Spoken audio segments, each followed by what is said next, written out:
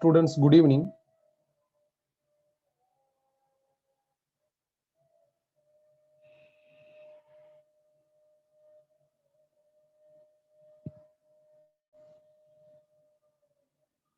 Surveys, okay.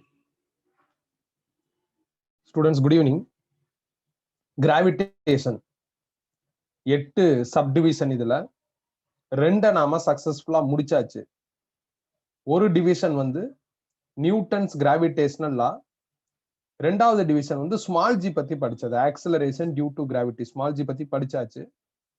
நம்ம ஃபுல்லா டீடைல்டா படிச்சு எல்லா ப்ராப்ளமும் சால்வ் பண்ணிருக்கோம். இந்த ஸ்மால் ஜி பத்தி படிக்கிறப்ப கடைசியா ஒரு கன்க்ளூஷன் ஃப்ரேம் பண்ணிருக்கோம்.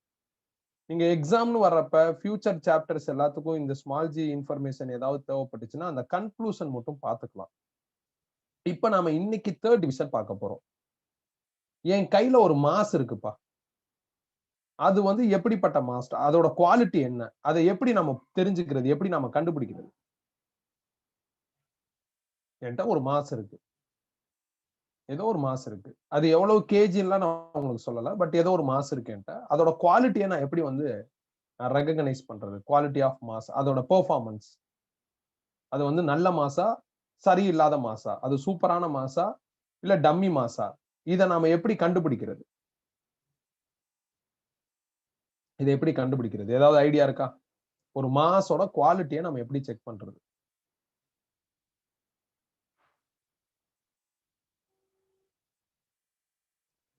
நான் ஷேப் அண்ட் வெயிட், சாலிட்னஸ் இதெல்லாம் சொல்றீங்க. நான் இந்த பதில ஒத்துக்க மாட்டேன். நான் சொல்ற குவாலிட்டி வந்து எப்படிப்பட்ட குவாலிட்டினா, இப்போ ஒரு மாஸ் வந்து இன்னொரு மாஸ் அட்ராக்ட் பண்ணதுல, அப்படிதான் நியூட்டன் சொல்றாரு. இப்ப நான் ஒரு மாஸ், சோ என் குவாலிட்டி எப்படி இருக்குங்கிறத நீங்க அந்த அட்ராக்ஷன் வச்சு பேசணும்.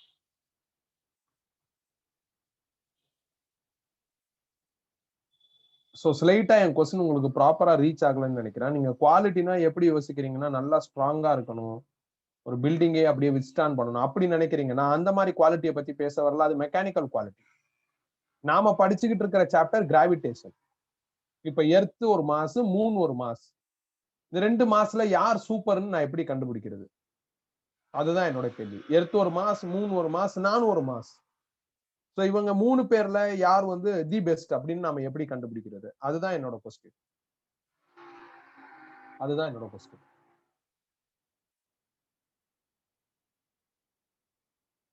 அதை பத்தி தான் இன்னைக்கு படிக்க போறோம். சோ நான் கொஸ்டின் கரெக்டா தான் கேட்டிருக்கேன். சர்வேஸ் ஓரளவுக்கு கரெக்டா வரலாம், பட் அதை ஆத்தென்டிகேட்டடா படிக்க போறோம். சர்வேஸோட ஆன்சர் வந்து எல்லாருக்குமே டிஸ்பிளே ஆயிருக்கும். அதை நம்ம கொஞ்சம் ஆத்தென்டிகேட்டடா என்ன பண்ண போறோம்னா படிக்க போறோம். அப்படிங்கிற ஸ்டூடெண்ட் கூட ஓரளவுக்கு கரெக்டான ஆன்சர் தான் சொல்றாங்க. ஸோ நான் திருப்பி போறேன். திருப்பி அந்த அந்த கொஸ்டின்ல இருந்தே ஆரம்பிக்கிறேன். என் கையில ஒரு மாஸ் இருக்கு, அதோட குவாலிட்டி அதை நான் செக் பண்ணணும். அது உண்மையிலுமே நல்ல மாசா இல்ல சரியில்லாத மாசா அப்படின்னு நான் என்ன பண்ணணும் அப்படின்னா ஐடென்டிஃபை பண்ணணும். இப்ப நீங்க எல்லாருமே என்கிட்ட படிக்கிற ஸ்டூடெண்ட், உங்கள யார் பெட்டர் ஸ்டூடெண்ட், யார் பெஸ்ட் ஸ்டூடெண்ட், யார் நாட் பெஸ்ட் அப்படிங்கிறத நான் கண்டுபிடிக்கணும் அப்படின்னா உங்களுக்கு ஏதாவது ஒரு டெஸ்ட் வைக்கணும். அந்த டெஸ்ட் ரிசல்ட்டை பேஸா வச்சுக்கிட்டு among you all who are all best அப்படின்னு நான் என்ன பண்ணலாம், ஒரு கன்க்ளூஷனுக்கு வரலாம். அப்ப எப்பயுமே ஒரு பர்டிகுலர் குரூப்ல இருந்து யார் பெஸ்ட் அப்படின்னு நாம கண்டுபிடிக்கணும் அப்படின்னா அந்த குரூப்புக்கு டெஸ்ட் வச்சா நல்லா இருக்கும். இப்ப என்னோட கொஸ்டின் இன்னைக்கு என்ன அப்படின்னா, என்கிட்ட இருக்கிற மாஸ் குவாலிட்டியான மாசா இல்ல குவாலிட்டி இல்லாத மாசா அப்படின்னு நான் கண்டுபிடிக்கணும். அதுக்கு என்கிட்ட இருக்கிற மாஸுக்கு ஒரு டெஸ்ட் வைக்கணும். அந்த டெஸ்ட்ல அந்த மாஸ் எப்படி பெர்ஃபார்ம் பண்ணுது, அந்த பெர்ஃபார்மன்ஸை வச்சுக்கிட்டு நாம என்ன சொல்லலாம் அப்படின்னா, என்னோட மாஸ் குவாலிட்டியான மாசு, என்னோட மாஸுக்கு குவாலிட்டி பத்தல, இல்ல என்னோட மாஸுக்கு குவாலிட்டி மாடரேட்டா இருக்கு அப்படின்ட்டு ஏதோ ஒரு வகையில நம்மளோட மாஸை பத்தி நாம என்ன பண்ணலாம்னா ஒரு better clarity regarding that quality உள்ள எடுத்துட்டு வரலாம். சோ இத பத்தி டிஸ்கிரைப் பண்ற டைட்டில் தான் gravitational field, otherwise gravitational field intensity. இப்ப நான் ஒரு மாஸ், என்னை சுத்தி ஒரு இம்பாக்ட் இருக்கும்னு நியூட்டன் சொல்றாரு. அந்த இம்பாக்டுக்கு பேர் தான் கிராவிடேஷனல் ஃபீல்டு. என் பக்கத்திலேயே இந்த பேனா இருக்கு, இந்த பேனாவை சுத்தி இம்பாக்ட் இருக்கும், அதுக்கு பேரும் கிராவிடேஷனல் ஃபீல்டு தான். நாங்க 2 பேரும் எர்த்ல இருக்கோம், எர்த்தை சுத்தி ஒரு இம்பாக்ட் இருக்கும். அதுக்கு பேரும் கிராவிடேஷனல் ஃபீல்டு தான். இந்த கிராவிடேஷனல் அப்படிங்கிற வார்த்தை எதை மீன் பண்ணுதுன்னா எர்த்தை மீன் பண்ணல, ஒரு மாச மீன் பண்ணுது. மாச பத்தி படிக்கிறோம், மாச சுத்தி இருக்கிற ஒரு இம்பாக்ட பத்தி படிக்கிறோம் அப்படிங்கிறத மீன் பண்ணுது. நிறைய பேர் கிராவிட்டிங்கிற வார்த்தை வந்துருச்சுனாவே எர்த் அப்படின்னு நினைச்சுக்கிறீங்க. அப்படி கிடையாது. அது எர்த்தாவும் இருக்கலாம், சம் அதர் பிளானட்டாவும் இருக்கலாம், இல்ல ஏதோ ஒரு மாசா கூட இருக்கலாம். இப்ப நான் ஒரு மாஸ், இந்த பெண் ஒரு மாஸ், மூன் ஒரு மாசு, எர்த்தும் ஒரு மாஸ் தான். எங்களை சுத்தி ஏதோ ஒரு இம்பாக்ட் இருக்கு. எங்கள்ல யாருக்கு அந்த இம்பாக்ட் சூப்பரா இருக்கு, யாருக்கு அந்த இம்பாக்ட் வந்து நிறைய இருக்கு, யாருக்கு கம்மியா இருக்கு அப்படின்னு நீங்க கண்டுபிடிக்கணும்னு ஆசைப்பட்டா எங்க எல்லாருக்கும் டெஸ்ட் வைக்கணும். வச்சா அந்த டெஸ்ட்ல நாங்க பெர்ஃபார்ம் பண்ணுவோம். எங்களோட பெர்ஃபார்மன்ஸை வச்சு யார் குவாலிட்டி யார் நாட் குவாலிட்டி அப்படிங்கிற மாதிரி நீங்க என்ன பண்ணலாம்னா டிஃபைன் பண்ணலாம்.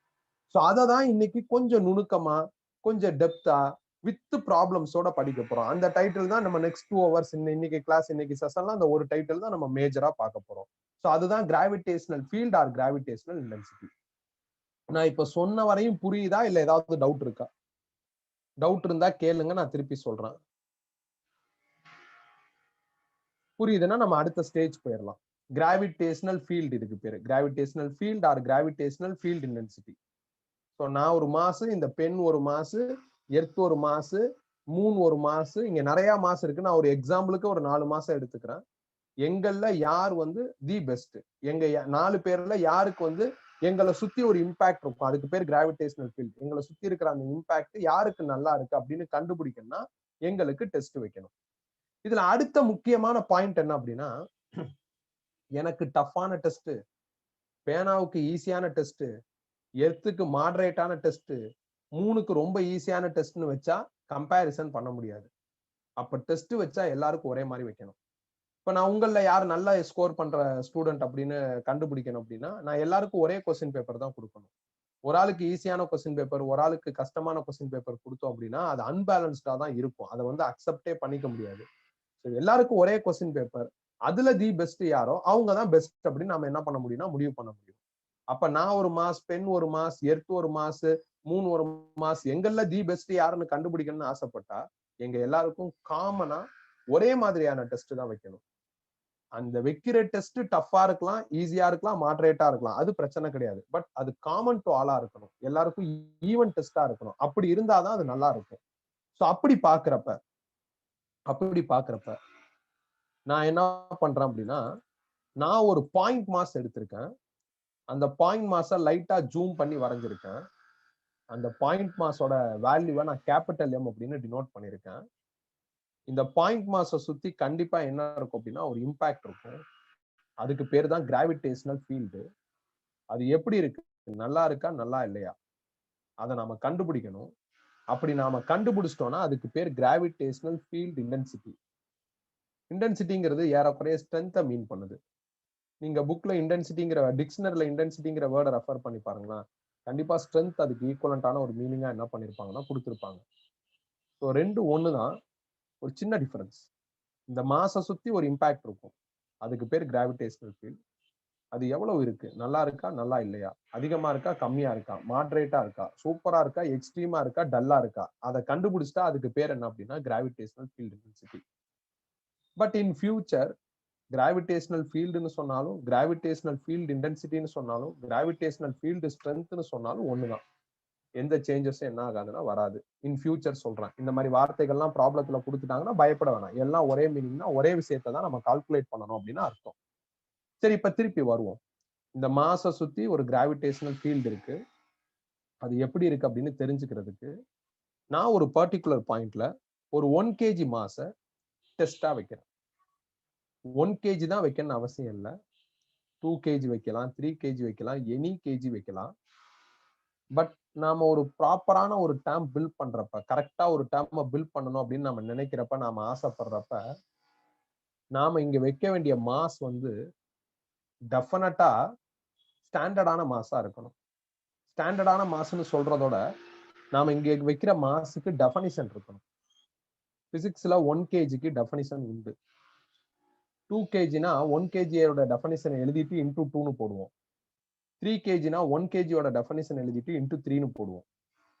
அதனால ஒரு டேர்மை கிரியேட் பண்றப்ப ஒரு டேம் ஆத்தென்டிகேட்டடா ப்ரொசீட் பண்றப்ப நாம அந்த டேம்ல இல்ல அந்த கான்செப்ட்ல இன்ட்ரோ பண்ற புது டேம்ஸ் வித் டெஃபனிஷனோ இருந்தா நல்லா இருக்கும். அதனால நான் 1 kg மாஸ் வச்சிருக்கேன். பட் 1 kg மேண்டேட்டரி கிடையாது. இப்ப வச்சாச்சு. அடுத்து என்ன நடக்கும்? இந்த மாஸ் இந்த 1 kg மாஸை அட்ராக்ட் பண்ணும். இதுவும் பாயிண்ட் மாஸ் தான். நான் சும்மா அழகா இருக்கட்டும் அப்படிங்கிறதுனால ஜூம் பண்ணி ரவுண்டா வரைஞ்சிருக்கேன்.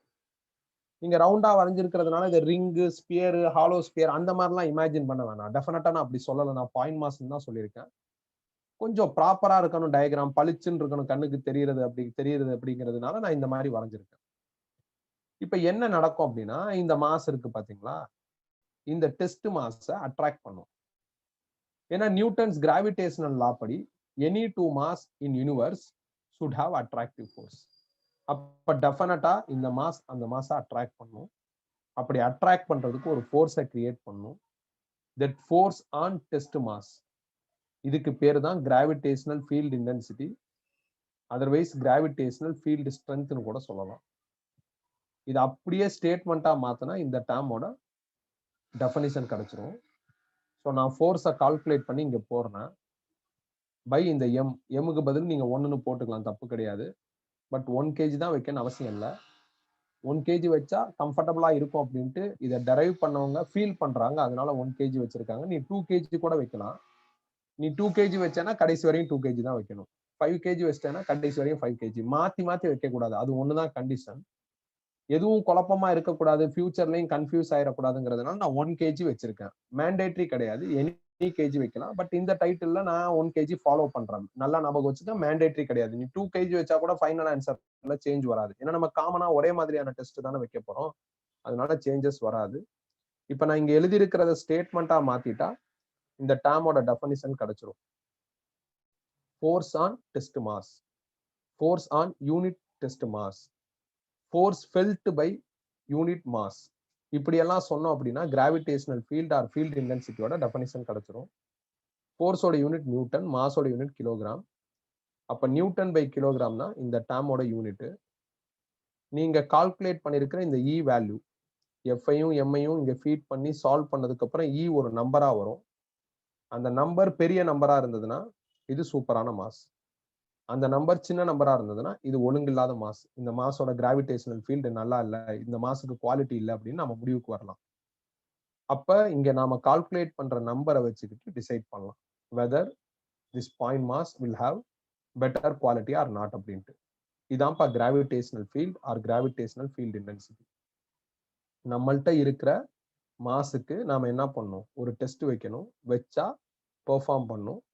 பெர்ஃபார்ம் பண்றப்ப ஜெனரேட் ஆகிற ரிசல்ட்டை வச்சுக்கிட்டு நம்ம இந்த குவாலிட்டியை மென்டலா இமேஜின் பண்ணிக்கலாம். ஓகே இது சூப்பரா இருக்கு, இது சரியில்லை அப்படின்னு நம்ம இமேஜின் பண்ணிக்கலாம்.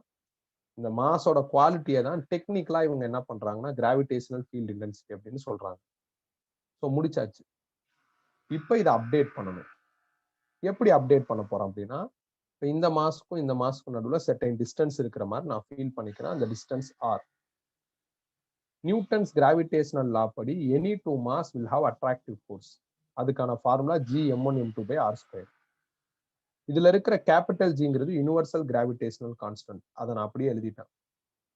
M1ங்கிறது யாருன்னா இந்த பாயிண்ட் மாஸ், அதோட வேல்யூ m, அதனால m போட்டேன். M1க்கு பதில் m. M2ங்கிறது 1 kg இந்த மாஸ். பட் நான் இப்பதான் சொன்னேன் 1 kg தான் வைக்கணும், ஒண்ணு மேண்டேட்டரி கிடையாது, சம் அதர் kg கூட வச்சுக்கலாம். அதனால நீங்க டயக்ராம்ல வேணா 1 kgன்னு போடுங்க, எழுதுறப்போ 1 kgன்னு எழுத வேணாம். M2-வை நீங்க m-னே எழுதிருங்க. அப்புறம் இந்த ஃபார்முலால r இருக்கு. rங்கிறது டிஸ்டன்ஸ் பிட்வீன் டூ மாஸ். அந்த distance between two mass again என்னவா இருக்குன்னா r தான் இருக்கு. r-க்கு பதில் இங்க என்ன ஆயிரும்னா r² வந்துடும். அதாவது இங்க இருக்கிற r²ஆவே ரீப்ளேஸ் ஆயிருக்கு. இப்ப நாம கண்டுபிடிச்சிருக்கிறது ஃபோர்ஸ். பட் நம்ம டைட்டிலோட demand gravitational field intensity E. அப்ப E எப்படி கண்டுபிடிக்கிறது? E-யோட ஃபார்முலா F/m. F-க்கு பதில் G(m(m)/r²) பை இந்த m போட்டாச்சு. m கேன்சல் ஆயிடுச்சுன்னா E will become as Gm/r². அப்ப ஆல்ரெடி கிராவிடேஷனல் ஃபீல்ட் இன்டென்சிட்டிக்கு ஒரு ஃபார்முலா இருக்கு.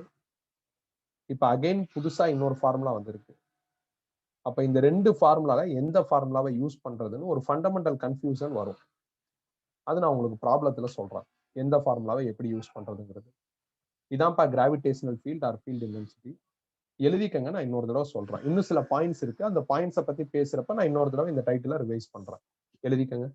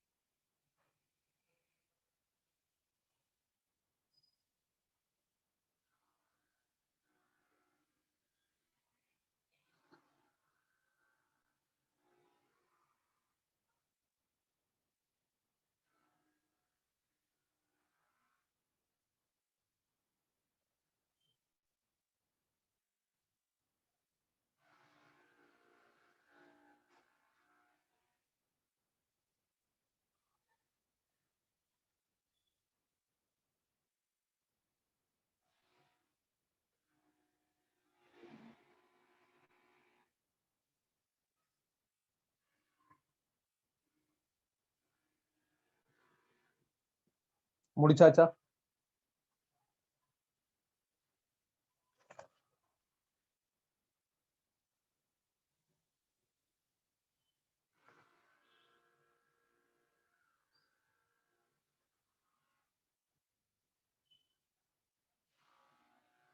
கம்ப்ளீட்டடாப்பா. என்கிட்ட ஒரு மாஸ் இருக்கு. நியூட்டனோட லாஜிக் படி டெஃபினட்டா அந்த மாஸை சுத்தி ஒரு இம்பாக்ட் இருக்கும். அதுக்கு பேர் கிராவிடேஷனல் ஃபீல்டு. இந்த மாஸுக்கு அந்த ஃபீல்டு எவ்வளவு இருக்கு, நிறைய இருக்கா கம்மியா இருக்கா, அதை நாம கண்டுபிடிக்கணும். அப்படி கண்டுபிடிச்சிட்டா அதுக்கு பேர் கிராவிடேஷனல் ஃபீல்ட் இன்டென்சிட்டி. என்னதான் ரெண்டு நேமா இருந்தாலும் ப்ராப்ளம்ல கிராவிடேஷனல் ஃபீல்டு இல்ல கிராவிடேஷனல் ஃபீல்ட் இன்டென்சிட்டி இல்ல கிராவிடேஷனல் ஃபீல்டு ஸ்ட்ரென்த் அப்படின்னு சொன்னாங்கன்னா அது ஒரே மீனிங்கா தான் ஆஃபர் பண்ணுதுன்னு அர்த்தம். அப்ப இந்த மாஸ் குவாலிட்டி, அதாவது இந்த மாஸோட கிராவிடேஷனல் ஃபீல்டு எப்படி இருக்கு அப்படின்னு நாம தெரிஞ்சுக்கிறதுக்கு ஒரு டெஸ்ட் வைக்கிறோம். ஒரு பர்டிகுலர் பாயிண்ட்ல 1 kg அப்படின்னு ஒரு டெஸ்ட் மாஸ் வைக்கிறேன். 1 kg தான் வைக்கணும்னு மேண்டேட்டரி கிடையாது. ஒன் சாய்ஸ் எனி கேஜி வச்சுக்கலாம். பட் மோஸ்ட் ஆஃப் தி டெஃபினிஷன்ல 1 kgன்னு தான் சொல்லியிருப்பாங்க. அதனால நானும் 1 kg எடுத்திருக்கேன். அப்படி வச்சா இந்த மாஸ் வந்து இந்த 1 kg மாஸை அட்ராக்ட் பண்ணும். அப்படி அட்ராக்ட் பண்றதுக்கு ஒரு ஃபோர்ஸை கிரியேட் பண்ணும். That force on unit test mass 1 kg mass is nothing but gravitational field intensity. ஃபோர்ஸோட யூனிட் நியூட்டன், மாஸோட யூனிட் கிலோகிராம். அப்ப நியூட்டன் பை கிலோகிராம் தான் இதோட எஸ்ஐ யூனிட். அண்ட் ஆல்சோ இந்த டேமை நான் கால்குலேட் பண்ணணும். கால்குலேட் பண்றப்ப இந்த டேமோட வேல்யூ கிரேட்டரா இருந்ததுன்னா இது சூப்பரான மாஸ், லெஸரா இருந்தா இந்த மாஸ் சரியில்லை அப்படிங்கிற மாதிரி நாம புரிஞ்சுக்கலாம். அதே நேரத்துல இந்த இடத்துல எல்லாமே ரிகார்டிங் கிராவிடேஷனல் ஃபீல்ட் இன்டென்சிட்டி படிச்ச மாதிரி தோணுது. இருந்தாலும் நான் இந்த டெஃபனிஷன் ஃபார்முலாவை கொஞ்சம் அப்டேட் பண்ணலாம்னு நினைக்கிறேன். அதனால நியூட்டன்ஸ் கிராவிடேஷனல் லாவை உள்ள எடுத்துட்டு வரேன். இந்த law applicable for any 2 point mass. எல்லா ரவுண்ட் மாஸும் பாயிண்ட் மாஸ் நம்ம ஏற்கனவே கன்க்ளூட் பண்ணியாச்சு. பட் இங்க இருக்கிற இந்த மாசம் பாயிண்ட் மாஸ் தான் நான் தான் ஜூம் பண்ணி வரைஞ்சிருக்கேன். இந்த பாயிண்ட் மாஸ்க்கு இந்த பாயிண்ட் மாஸ்க்கு அக்ராஸா லா அப்ளை பண்ணா எனக்கு G(m)/r²ன்னு வருது. பட் டார்கெட் எஃப் கிடையாது, டார்கெட் இ. இயோட ஃபார்முலா F/m. எஃப்க்கு பதில் G(m)/r²/m போடுறப்ப m கேன்சல் ஆகி எனக்கு இந்த மாதிரி ஒரு ரிசல்ட் வருது. ஒரு பர்டிகுலர் டேமுக்கு 2 ஃபார்முலா இருக்கிறப்ப நம்மளுக்கு கன்ஃபியூஷன் வர செய்யும். அதுல இருந்து நம்ம ப்ராப்ளத்துல ஈஸியா வெளியே வந்துடலாம். இதை யூஸ் பண்றதா இல்ல இதை யூஸ் பண்றதாங்கிறதெல்லாம் ப்ராப்ளத்துல நம்ம டிசைட் பண்ணிக்கலாம். இங்க நம்ம ஒரி பண்ண வேண்டிய அவசியம் இல்லை. இந்த ஃபார்முலா எப்படிப்பட்ட ஃபார்முலானா டெஃபனிஷன் ஃபார்முலா.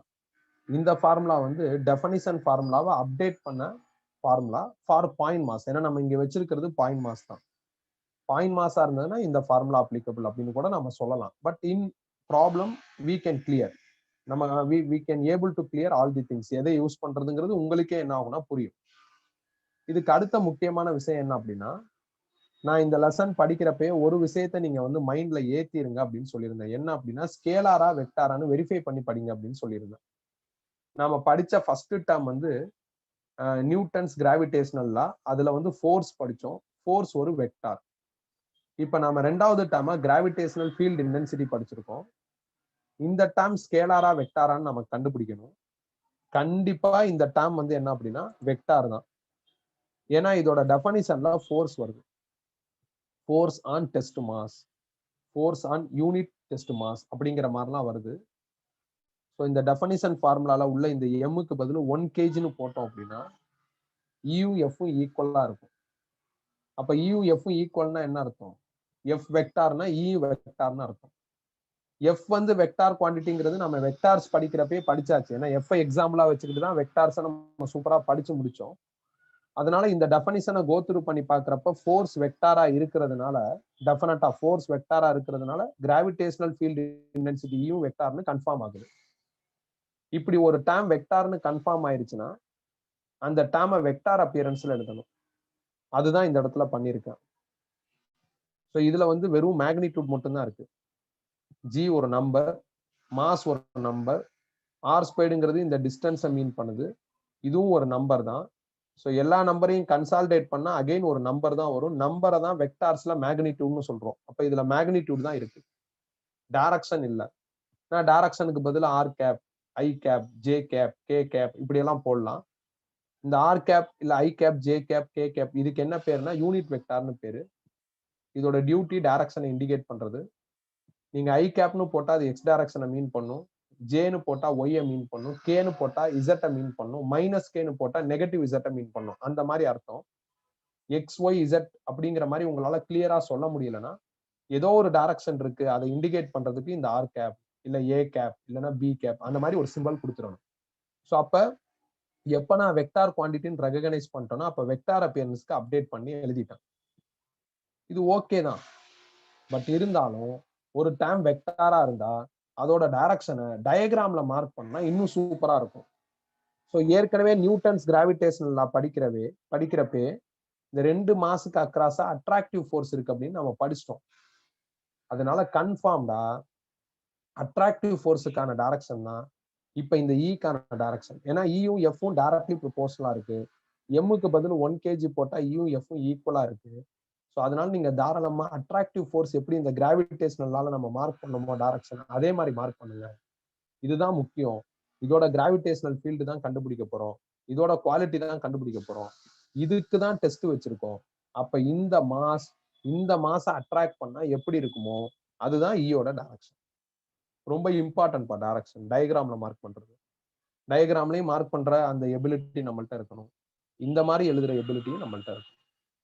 ஸோ ஒரு டேர்ம் வெக்டார் குவான்டிட்டியா இருக்கிறப்ப நம்ம மேத்தமெட்டிக்கலா கொஞ்சம் எஃபோர்ட் போடுற மாதிரி தான் இருக்கும். மேத்தமெட்டிக்கலா நம்ம நிறைய சின்சியரா இருக்கிற மாதிரி தான் இருக்கும். இந்த டைட்டிலும் அப்படிதான். இதுல ப்ராப்ளம்ஸ் எல்லாம் வளவளன்னு போயிட்டே இருக்கும், ஈஸியா இருக்கும், வளவளன்னு போயிட்டே இருக்கும். ஏன்னா வெக்டார் டேர்ம். அதுக்கடுத்து நான் என்ன பண்றேன்னா நான் என்னோட கன்வீனியன்ட்டுக்கு இந்த r² தூக்கிட்டு டிஸ்டன்ஸ் ஸ்கொயர்னு மாத்திட்டேன். நான் ஏன் இப்படி மாத்தினேன் அப்படின்னா நீங்க இப்ப இந்த ஆர்னா என்னன்னு எனக்கு சொல்லுங்களேன், சேட் பண்ணுங்க. இங்க இருக்கிற ஆர்னா என்ன? இந்த இடத்துல இருக்கிற ஆர்னா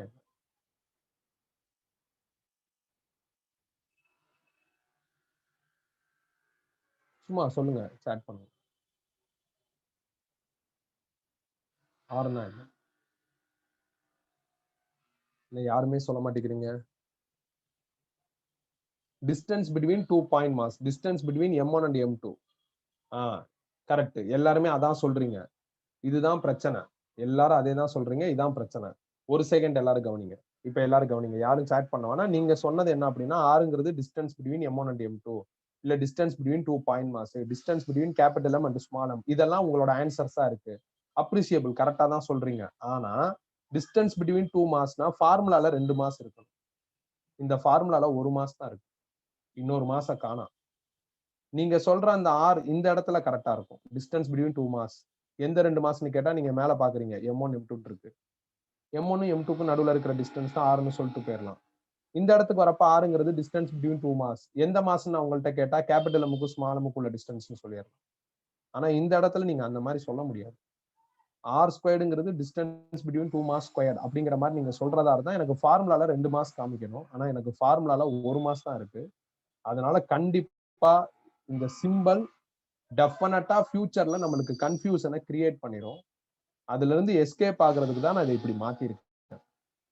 ஆர் ஸ்கொயர்டை டிஸ்டன்ஸ் ஸ்கொயர்னு மாத்திட்டேன். இப்படி மாத்திட்டா எஸ்கேப் ஆயிடலாமா? ஆக முடியாது. இப்படி மாத்துனதுக்கு அப்புறம் இந்த டிஸ்டன்ஸோட மீனிங் என்னன்னு நம்ம மைண்ட்ல நல்லா ஏத்திக்கிட்டோம்னா எஸ்கேப் ஆயிடலாம். இப்ப நான் இங்க எழுதியிருக்கிற டிஸ்டன்ஸோட மீனிங் என்ன அப்படின்னா, எது ரியல் மாசோ அதுக்கும் எங்க டெஸ்ட் வைக்கிறோமோ அதுக்கு நடுவில் இருக்கிற கேப். நாம எங்க டெஸ்ட் வைக்கணும்? நான் இங்க வச்சிருக்கேன். மேண்டேட்டரி கிடையாது. இங்க கூட வைக்கலாம், இங்க கூட வைக்கலாம், இங்க கூட வைக்கலாம், எங்க வேணாலும் வைக்கலாம். ஸோ அப்ப இங்க இருக்கிற டிஸ்டன்ஸ் எதை மீன் பண்ணுதுன்னா, இது கரெக்ட் தான், நீங்க சொன்னது கரெக்ட் தான், இல்லைன்னு சொல்லல. ப்ராப்ளம் சால்வ் பண்றப்ப நம்மளுக்கு கன்ஃபியூஷன் வந்துடும். அது வராம இருக்கிறதுக்கு நான் இதை இப்படி மாத்துறேன். இப்படி மாத்திட்டா வராதா? இப்படி மாத்திட்டா வராதுன்னு நான் சொல்ல மாட்டேன். இப்படி மாத்தினதுக்கு அப்புறம் இதோட மீனிங் என்னன்னு நம்ம மைண்ட்ல ஏத்திட்டோம்னா வராது. இப்ப இங்க இருக்கிற டிஸ்டன்ஸோட மீனிங் என்ன அப்படின்னா, யார் ரியல் மாசோ அவங்களுக்கும் எந்த இடத்துல டெஸ்ட் வச்சிருக்கோமோ அதுக்கும் நடுவில் இருக்கிற கேப். இப்படி ஞாபகம் வச்சுக்கிட்டா பாருங்களேன், நீங்க ப்ராப்ளம் சால்வ் பண்றப்பதான் இதோட இம்பார்ட்டன்ஸ் என்னங்கிறதே உங்களுக்கு புரியும். ஈஸியா ப்ராப்ளம் சால்வ் பண்ணலாம், கன்ஃபியூஷனே வராது. ஸோ அந்த மாதிரி அது வந்து உங்களுக்கு ப்ராப்ளத்துல புரியும். பட் இப்ப மறந்துடாதீங்க, இங்க இருக்கிற டிஸ்டன்ஸ்ங்கிறது யார் மாசம் அவங்களுக்கும் எங்க டெஸ்ட் வச்சிருக்கோமோ அதுக்கும் நடுவில் இருக்கிற கேப். அண்ட் ஆல்சோ நாம இங்க பிக் பண்ணிருக்கிற மாஸ் ஒரு பாயிண்ட் மாஸ், அதையும் மறந்துடாதீங்க. இப்ப இதை அப்டேட் பண்ணி எழுதுங்க. என்னென்ன அப்டேட் பண்ணுமோ அப்டேட் பண்ணி எழுதுங்க.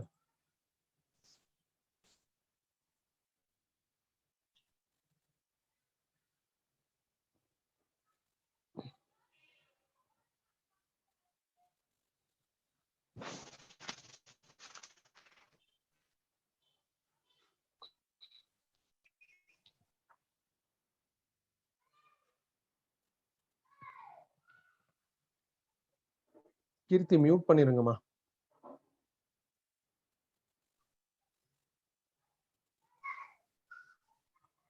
கீர்த்தி மியூட் பண்ணிருங்க.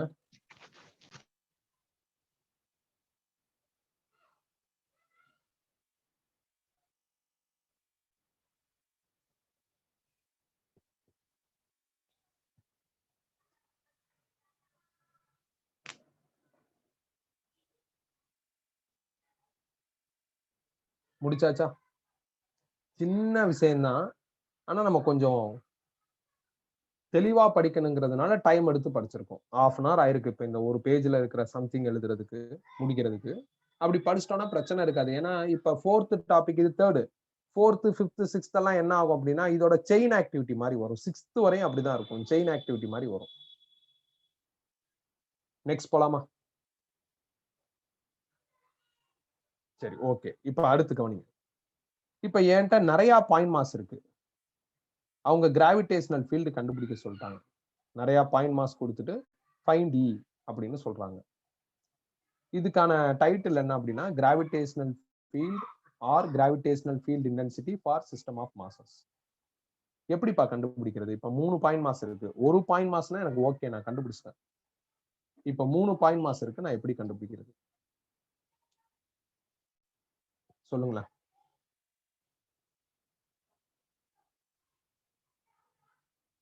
3 பாயிண்ட் மாஸ் இருக்கு, எப்படி கண்டுபிடிக்கிறது?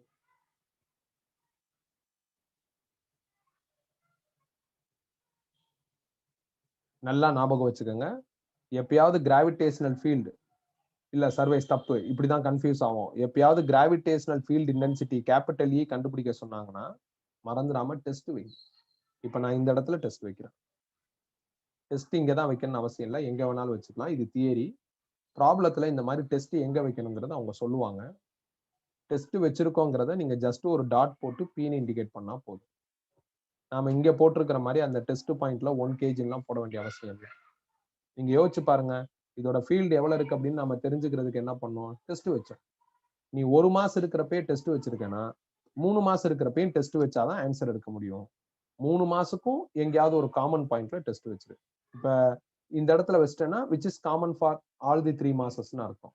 ஸோ அந்த மாதிரி தான் நீ என்ன பண்ணிக்கிறேன்னா எடுத்துக்கிறணும். ஒரு மாசத்துக்கும் இண்டிவிஜுவலா டெஸ்ட் வைக்க கூடாது. அவ்வளவுதான். இப்ப 3 மாசத்துக்கும் சேர்த்து இ கண்டுபிடிக்கிற ஃபார்முலா நம்மள்ட்ட கிடையாது. 1 மாசத்துக்கு இ கண்டுபிடிக்கிற ஃபார்முலா நம்மள்ட்ட இருக்கு. அதுதான் ஜிஎம் பை டிஸ்டன்ஸ் ஸ்கொயர். அந்த ஃபார்முலாவை தான் ரெஃபரன்ஸுக்கு சைட்ல எழுதியிருக்கேன். இந்த ஃபார்முலாவை பயன்படுத்தி மொதல் மாசோட ஈயை கண்டுபிடிக்க போறான். ஸோ இங்க இருக்கிற கேபிட்டல் ஜி கான்ஸ்டன்ட், அதை அப்படியே எழுதிட்டேன். அதுக்கடுத்து அந்த மெயின் மாஸ், அதுதான் M1, அதை அப்படியே இங்க எழுதிட்டேன். அதுக்கப்புறம் டிஸ்டன்ஸ் ஸ்கொயர். இந்த ஃபார்முலால இருக்கிற டிஸ்டன்ஸோட மீனிங் என்ன? யார் மாசோ அவங்களுக்கும் எங்க டெஸ்ட் வைக்கிறோமோ அதுக்கும் நடுவுல இருக்கிற கேப். இப்ப M1 தான் மாஸ், டெஸ்ட் இங்க வச்சிருக்கோம். நடுவுல இருக்கிற கேப் என்னவா இருக்கு அப்படின்னா R1 இருக்கு. அதனால டிஸ்டன்ஸ் ஸ்கொயருக்கு பதில் R1 ஸ்கொயர் ஒன்னு முடிச்சாச்சு. ரெண்டாவது M2. ஸோ இந்த ஃபார்முலாவை M2க்கு யூஸ் பண்ணுங்க. ஃபர்ஸ்ட் கேபிட்டல் ஜி, அதை நான் அப்படியே ரீடைன் பண்ணிக்கிறேன். அதுக்கப்புறம் மாஸுக்கு பதில் M2. அப்புறம் டிஸ்டன்ஸ் ஸ்கொயர். டிஸ்டன்ஸுங்கிறது யார் மாசம் அவங்களுக்கும் எங்க டெஸ்ட் இருக்கோ அதுக்கும் நடுவில் இருக்கிற கேப். M2 மாசு, டெஸ்ட் இங்க இருக்கு, நடுவில் இருக்கிற கேப் வந்து R2 அப்படின்னு நான் அசியூம் பண்ணியிருக்கேன். அப்ப இங்க இருக்கிற டிஸ்டன்ஸ் ஸ்கொயர் R2 ஸ்கொயர்னு வந்துடும். இதே நீங்க RXன்னு போட்டா RX ஸ்கொயர்னு வரும். ஸோ நான் வந்து 1 2 2 அந்த மாதிரி லத்தாஜிக்கெல்லாம் எடுக்கல, லத்தாஜிக்கெல்லாம் சொல்லலை. இந்த ஃபார்முலால இருக்கிற டிஸ்டன்ஸோட மீனிங் என்னன்னு ரெகனைஸ் பண்றேன். அந்த மீனிங் எப்படி இருக்கு அப்படின்னு பாக்குறேன். அதை நான் R2ன்னு மார்க் பண்ணிருக்கிறதுனால R2 ஸ்கொயர்னு எழுதுறேன். இப்ப இதே ஃபார்முலாவை யூஸ் பண்ணி 3வது மாசத்துக்கு பண்ணுங்க. ஜி கான்ஸ்டன்ட், எம்முக்கு பதில் M3 எழுதியாச்சு. அப்புறம் டிஸ்டன்ஸ் ஸ்கொயர். டிஸ்டன்ஸ்னா யார் மாசம் அவங்களுக்கும் எங்க டெஸ்ட் இருக்கோ அதுக்கும் நடுவில் இருக்கிற கேப். அந்த கேப்பை நான் R3ன்னு எடுத்திருக்கிறதுனால R3 ஸ்கொயர்னு வரும். இப்படி 3 மாசம்னா 3 டேர்ம் வரும், 4 மாசம்னா 4 டேர்ம், 10 மாசம்னா 10 டேர்ம்னு கால்குலேட் பண்ணிட்டு போயிட்டே இருக்கணும். இப்படி கால்குலேட் பண்ண எல்லா டேர்மையும் ஆட் பண்ண ஆன்சர் வந்துடும். அந்த அடிஷன்ல ஒரு சின்ன ட்விஸ்ட், இந்த டேர்ம் வெக்டாரா இருக்கிறதுனால வெக்டார் அடிஷன் பண்ணணும். வெக்டார் அடிஷன்ங்கிறது ஒரு மேக்ஸ். அது எப்படி பண்ணணுங்கிறது ஃபர்ஸ்ட் பாயிண்ட்லயே நம்ம சில ப்ராப்ளத்துல பார்த்துருக்கோம். திருப்பி ப்ராப்ளம் பார்க்குறப்ப இந்த வெக்டார் அடிஷன் ஆட்டோமேட்டிக்கா புரிய ஆரம்பிச்சிடும். ஸோ நீங்க தேவையில்லாம இதுக்குன்னு இன்னொரு தடவை வெக்டார் அடிஷனை ரெஃபர் பண்ண வேணாம். ஃபர்ஸ்ட் பாயிண்ட் கிராவிடேஷனல் லா படிக்கிறப்ப வெக்டார் அடிஷனை நாம ரெஃபர் பண்ணிருக்கோம். அகைன் ரெஃபர் பண்ண வேண்டிய அவசியம் இல்லை. ஃபர்ஸ்ட் பாயிண்ட் மறந்துருந்தாலும் பிரச்சனை கிடையாது. தாராளமா நம்ம ப்ராப்ளத்துல வெக்டார் அடிஷன் என்ன அப்படிங்கிறது புரிஞ்சுக்கலாம். அப்ப நிறைய மாஸ் கொடுத்தாங்கன்னா இப்படிதான் கிராவிடேஷனல் ஃபீல்ட் இன்டென்சிட்டி கண்டுபிடிக்கணும். எழுதிக்கங்க. நாம ஏற்கனவே பார்த்தது 1 மாசுக்கு, இது வந்து 1 மாசுக்கு. இது வெக்டார் குவான்டிட்டியா இருக்கிறதுனால டயக்ராம்ல நீட்டா டைரக்ஷன்லாம் மார்க் பண்ணி வெக்டார் அப்பியரன்ஸ்லாம் எழுதி நம்மளோட கன்வீனியன்ட்டுக்கு மாத்திட்டோம். பட் ஆர் ஸ்கொயர்டை இப்படி வச்சுக்கிட்டா நல்லா இருக்குங்கிறதுனால இப்படி வச்சிருக்கோம். அண்ட் ஆல்சோ இது வந்து for single point mass. Suppose we are having more than one point mass means how to calculate gravitational field intensity. Simple. ஒரு டெஸ்ட் வை, அதுக்கப்புறம் ஒரு மாஸ்க்கா தனித்தனியா கால்குலேட் பண்ணு, அதுக்கப்புறம் வெக்டார் அடிஷன் பண்ணு. அது என்ன vector addition? Which is direction based addition. அது உனக்கே தெரியும். நம்ம ப்ரொசீட் பண்றப்ப இன்னும் உனக்கு கிளியரா புரிய ஆரம்பிச்சிடும். எழுதிக்கங்க.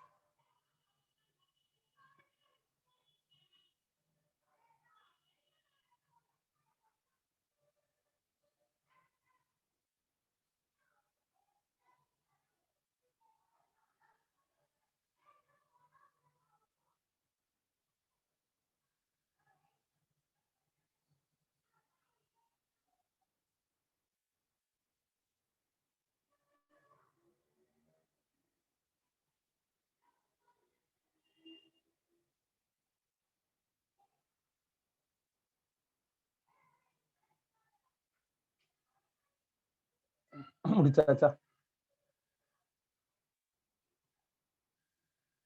இந்த ஒரு பர்டிகுலர் டைட்டில்ல நாம ஒரு 5 ப்ராப்ளம் பார்க்க போறோம்ப்பா. இந்த 5 ப்ராப்ளத்துல இந்த டைட்டில் ஆட்டோமேட்டிக்கா ஸ்ட்ரெங்தன் ஆயிரும். we deal it for point mass. மறந்துடாதீங்க. சில நேரத்துல அவங்க ஹாலோ ஸ்பியர், சாலிட் ஸ்பியர் அப்படியெல்லாம் சொல்லுவாங்க. நாம அதெல்லாம் இன்னும் படிக்கல. நாம படிச்சிருக்கிறது ஜஸ்ட் பாயிண்ட் மாஸ்க்கு தான்.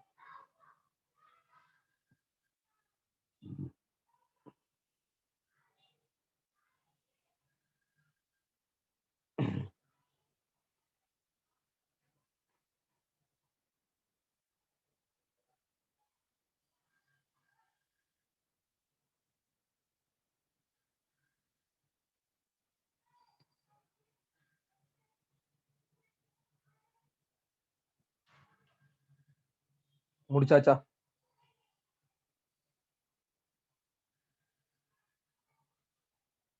ஓகே. இப்ப இந்த டைட்டில்ல ஃபர்ஸ்ட் ப்ராப்ளம் எழுதுங்க. 3 masses of m each 3 masses of m each are placed at the corners of a square of side A. 3 masses of m each are placed at the corners of a square of side A. Find gravitational field intensity at fourth corner of square. Find gravitational field intensity at fourth corner of square.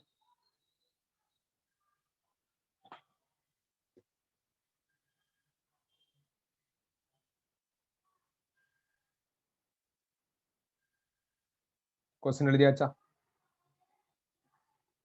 இப்ப யாரும் என்ன பண்ணக்கூடாதுன்னா proceed பண்ணக்கூடாது. நான் சொல்றதை முழுசா கவனிக்கணும். Start பண்ணலாமா?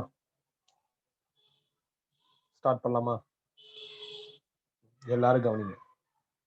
இப்ப 3 மாசஸ் எல்லாமே ஸ்மால் எம்னு சொல்லியிருக்காங்க. அதை வந்து 3 கார்னர்ல வச்சிருக்காங்க. யாரோட கார்னர்னா ஸ்கொயரோட கார்னர். ஸ்கொயரோட சைடு லென்த் ஏ. நான் அதுக்கு சூட்டபிளா டயக்ராம் போட்டிருக்கேன் பாருங்க. ஒரு ஸ்கொயரோட சைடை ஏன்னு மார்க் பண்ணிட்டேன். 3 கார்னர்ல 3 மாஸ். இது ஒரு மாஸ், இது ஒரு மாஸ், இது ஒரு மாஸ்னு மார்க் பண்ணிட்டேன். என்ன கால்குலேட் பண்ணணும்னா கிராவிடேஷனல் ஃபீல்ட் இன்டென்சிட்டி கால்குலேட் பண்ணணும். கிராவிடேஷனல் ஃபீல்ட் இன்டென்சிட்டி கால்குலேட் பண்ண சொல்லிட்டாங்கனாவே டெஸ்ட் வைக்கணும்னு அர்த்தம். இந்த மாதிரி நிறைய மாஸ் கொடுத்துட்டு கிராவிடேஷனல் ஃபீல்ட் இன்டென்சிட்டி கால்குலேட் பண்ண சொல்லிட்டாவே டெஸ்ட் வைக்கணும்னு அர்த்தம். டெஸ்ட் எங்க வைக்கணும்னா ஃபோர்த் கார்னர்ல வைக்கணும். அதான் சொல்லியிருக்காங்க. அப்ப அட் ஃபோர்த் கார்னர்னா இதான். அப்ப இந்த இடத்துல டெஸ்ட் வைக்கணும். வச்சா என்ன ஆன்சர் வரும்? அதாவது இந்த இடத்துல டெஸ்ட் வச்சா ஈயோட வேல்யூ என்னவா இருக்கும்? கிராவிடேஷனல் ஃபீல்ட் இன்டென்சிட்டிக்கு நம்ம எடுத்திருக்கிற சிம்பல் இ. இதை கால்குலேட் பண்ண சொல்றாங்க. இந்த டயக்ராம்ல 3 மாஸ் இருக்கு. எல்லாமே பாயிண்ட் மாஸ் தான். ஆனா எல்லாமே எம்னு இருக்கு. அப்ப அது எனக்கு ப்ரொசீட் பண்றப்ப அன்ஈஸியா மாறிடும். அதனால நான் ஒரு மாசம் M1, இன்னொரு மாசம் M2, இன்னொரு மாசம் M3 அப்படிங்கிற மாதிரி மார்க் பண்ணிட்டான். இந்த ப்ராப்ளத்துல நம்ம ஆன்சர் எடுக்கணும் அப்படின்னா 3 ஸ்டெப்பா ஃபாலோ பண்ணணும். ஸ்டெப் 1 இதான். என்ன அப்படின்னா நம்மள்ட்ட 3 மாஸ் இருக்கு. 3 பாயிண்ட் மாஸுக்கு சேர்த்து பல்கா கிராவிடேஷனல் ஃபீல்ட் இன்டென்சிட்டி இ கண்டுபிடிக்கிற மாதிரி நம்மள்ட்ட ஃபார்முலா கிடையாது. அட் அ டைம்ல ஒரு மாசுக்கு தான் பண்ண முடியும். அந்த ஃபார்முலா தான் இது. இந்த ஃபார்முலாவை பயன்படுத்தி இங்க எல்லாம் ஒரு மாசுக்கும் தனித்தனியா பண்ணணும். ஸோ முதல்ல M1க்கு பண்ண போறேன். அதனால வர E1 டினோட் பண்ணிருக்கேன். இந்த ஃபார்முலா படி G கான்ஸ்டன்ட், அதை அப்படியே வச்சிருக்கேன். இங்க இருக்கிற M தான் மெயின் மாஸ். அதுக்கு பதில் M1. M1ஓட வேல்யூ என்னன்னா ஸ்மால் எம். அதனால ஸ்மால் எம்னு போட்டான். அப்புறம் டிஸ்டன்ஸ் ஸ்கொயர். இந்த ஃபார்முலால இருக்கிற டிஸ்டன்ஸோட மீனிங் என்ன? யார் மெயின் மாஸோ அவங்களுக்கும் எங்க டெஸ்ட் இருக்கோ அதுக்கும் நடுவுல இருக்கிற கேப். இது மெயின் மாஸ், இது டெஸ்ட். நடுவுல இருக்கிற கேப் என்னவா இருக்கு? ஏவா இருக்கு. அப்ப இங்க இருக்கிற டிஸ்டன்ஸ் ஸ்கொயர் வந்து ஏ ஸ்கொயர்டா மாறுது. அடுத்து ரெண்டாவது மாஸுக்கு பண்ணுங்க. Due to M2.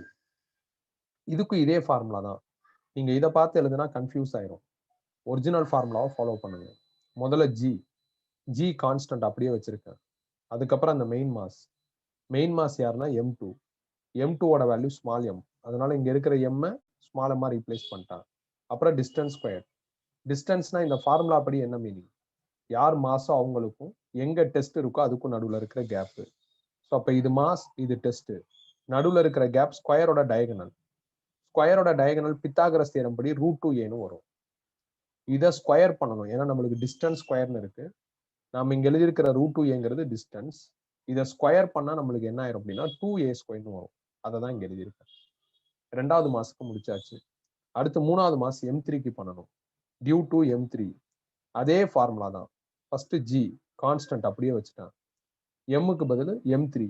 M3யோட வேல்யூ என்னவா இருக்குன்னா ஸ்மால் எம்மா இருக்கு. அதை இங்க மார்க் பண்ணிட்டேன். அதுக்கப்புறம் டிஸ்டன்ஸ் ஸ்கொயர்டு இந்த ஃபார்முலா படி. டிஸ்டன்ஸ்னா யார் மாசம் அவங்களுக்கும் எங்க டெஸ்ட் இருக்கோ அதுக்கும் நடுவுல இருக்கிற கேப். ஸோ இது மாஸ், இது டெஸ்ட். நடுவுல இருக்கிற கேப் என்னவா இருக்கு அப்படின்னா ஏவா இருக்கு. அப்ப A² வந்து. ஸோ முடிஞ்சிருச்சு. So E1, E2, E3 3 மாஸ்னா 3 gravitational field intensity வரும். இதை நம்ம தனித்தனியா கண்டுபிடிக்கணும். கண்டுபிடிச்சாச்சு. பல்கா கண்டுபிடிக்கிற ஃபெசிலிட்டி நம்மள்ட்ட கிடையாது. தனித்தனியா தான் பண்ணி ஆகணும். ஏன்னா சிங்கிள் பாயிண்ட் மாஸுக்கான இ ஃபார்முலா தான் இருக்கு. அதை வச்சு 3 மாசத்துக்கு தனித்தனியா பண்ணியாச்சு. இதுக்கு அடுத்து ஸ்டெப் 2. ஸ்டெப் 2ல இவங்களுக்கு அக்ராஸா உள்ள ரிலேஷன்ஷிப் பாருங்களேன். E1ம் E3 எப்படி இருக்குன்னா ஈக்குவலா இருக்கு. அடுத்து பாருங்க, இதை நீங்க 2ஆல டிவைட் பண்ணா இது வந்துடும். பாருங்க, இதை 2ஆல டிவைட் பண்ணா கீழே 2a² இந்த ஆன்சர் வந்துடும். அப்ப E2 is equal to E1/2 எழுதலாம். ஸோ இது வந்து E2ன்னு போடணும். தப்பா எழுதியிருக்கேன். E2 is equal to E1/2. So இந்த மாதிரி ஸ்டெப் 2ல எனக்கு என்ன ஆகுது அப்படின்னா அந்த relationship, equal relationship, unequal relationship அது ஃப்ரேம் ஆகும். அதை ஃப்ரேம் பண்ணிக்கிறணும். நீங்க இதை பண்ணலைனாலும் பிரச்சனை கிடையாது.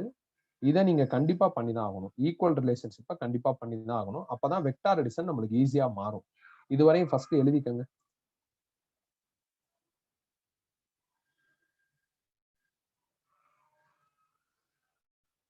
இது E2.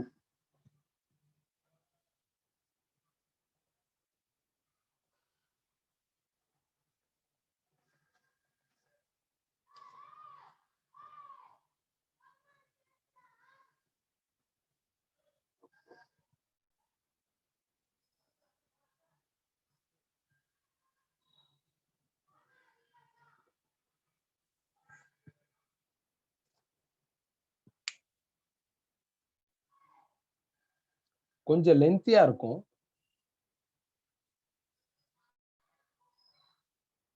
ஆனா ஈஸி தான்.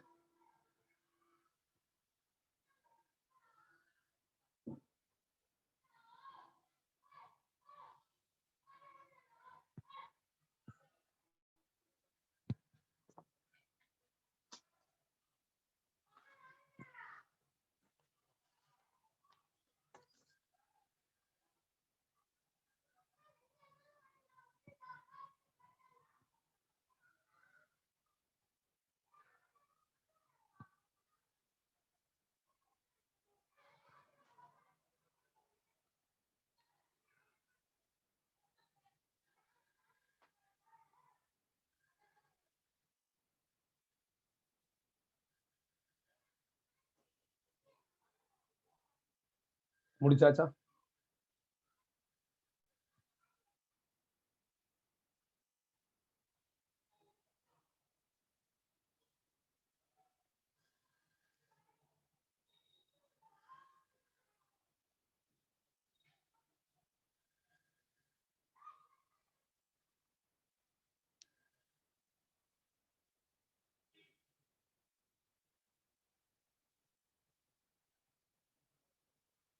கம்ப்ளீட்டடா?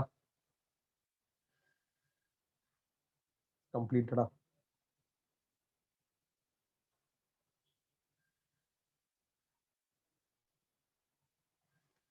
கம்ப்ளீட்டடாப்பா.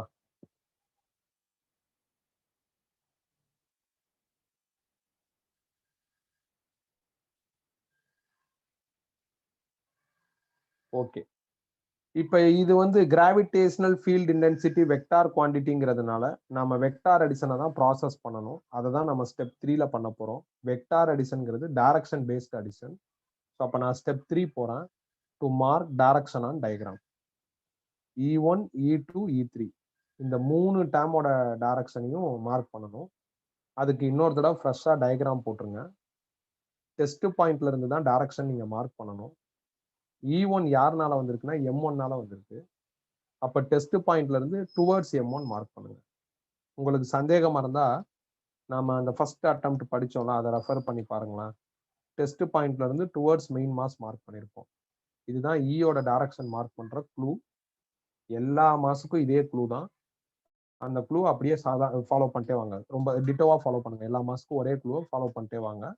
ஸோ அப்போ E1ஓட டைரக்ஷன் மார்க் பண்ணிட்டேன். டெஸ்ட் பாயிண்ட்ல இருந்து டுவர்ட்ஸ் M1. அடுத்து E2. E2 யாருனால வருதுன்னா M2னால வருது. அப்போ டெஸ்ட் பாயிண்ட்ல இருந்து டுவர்ட்ஸ் M2 மார்க் பண்ணிட்டேன் பாருங்க.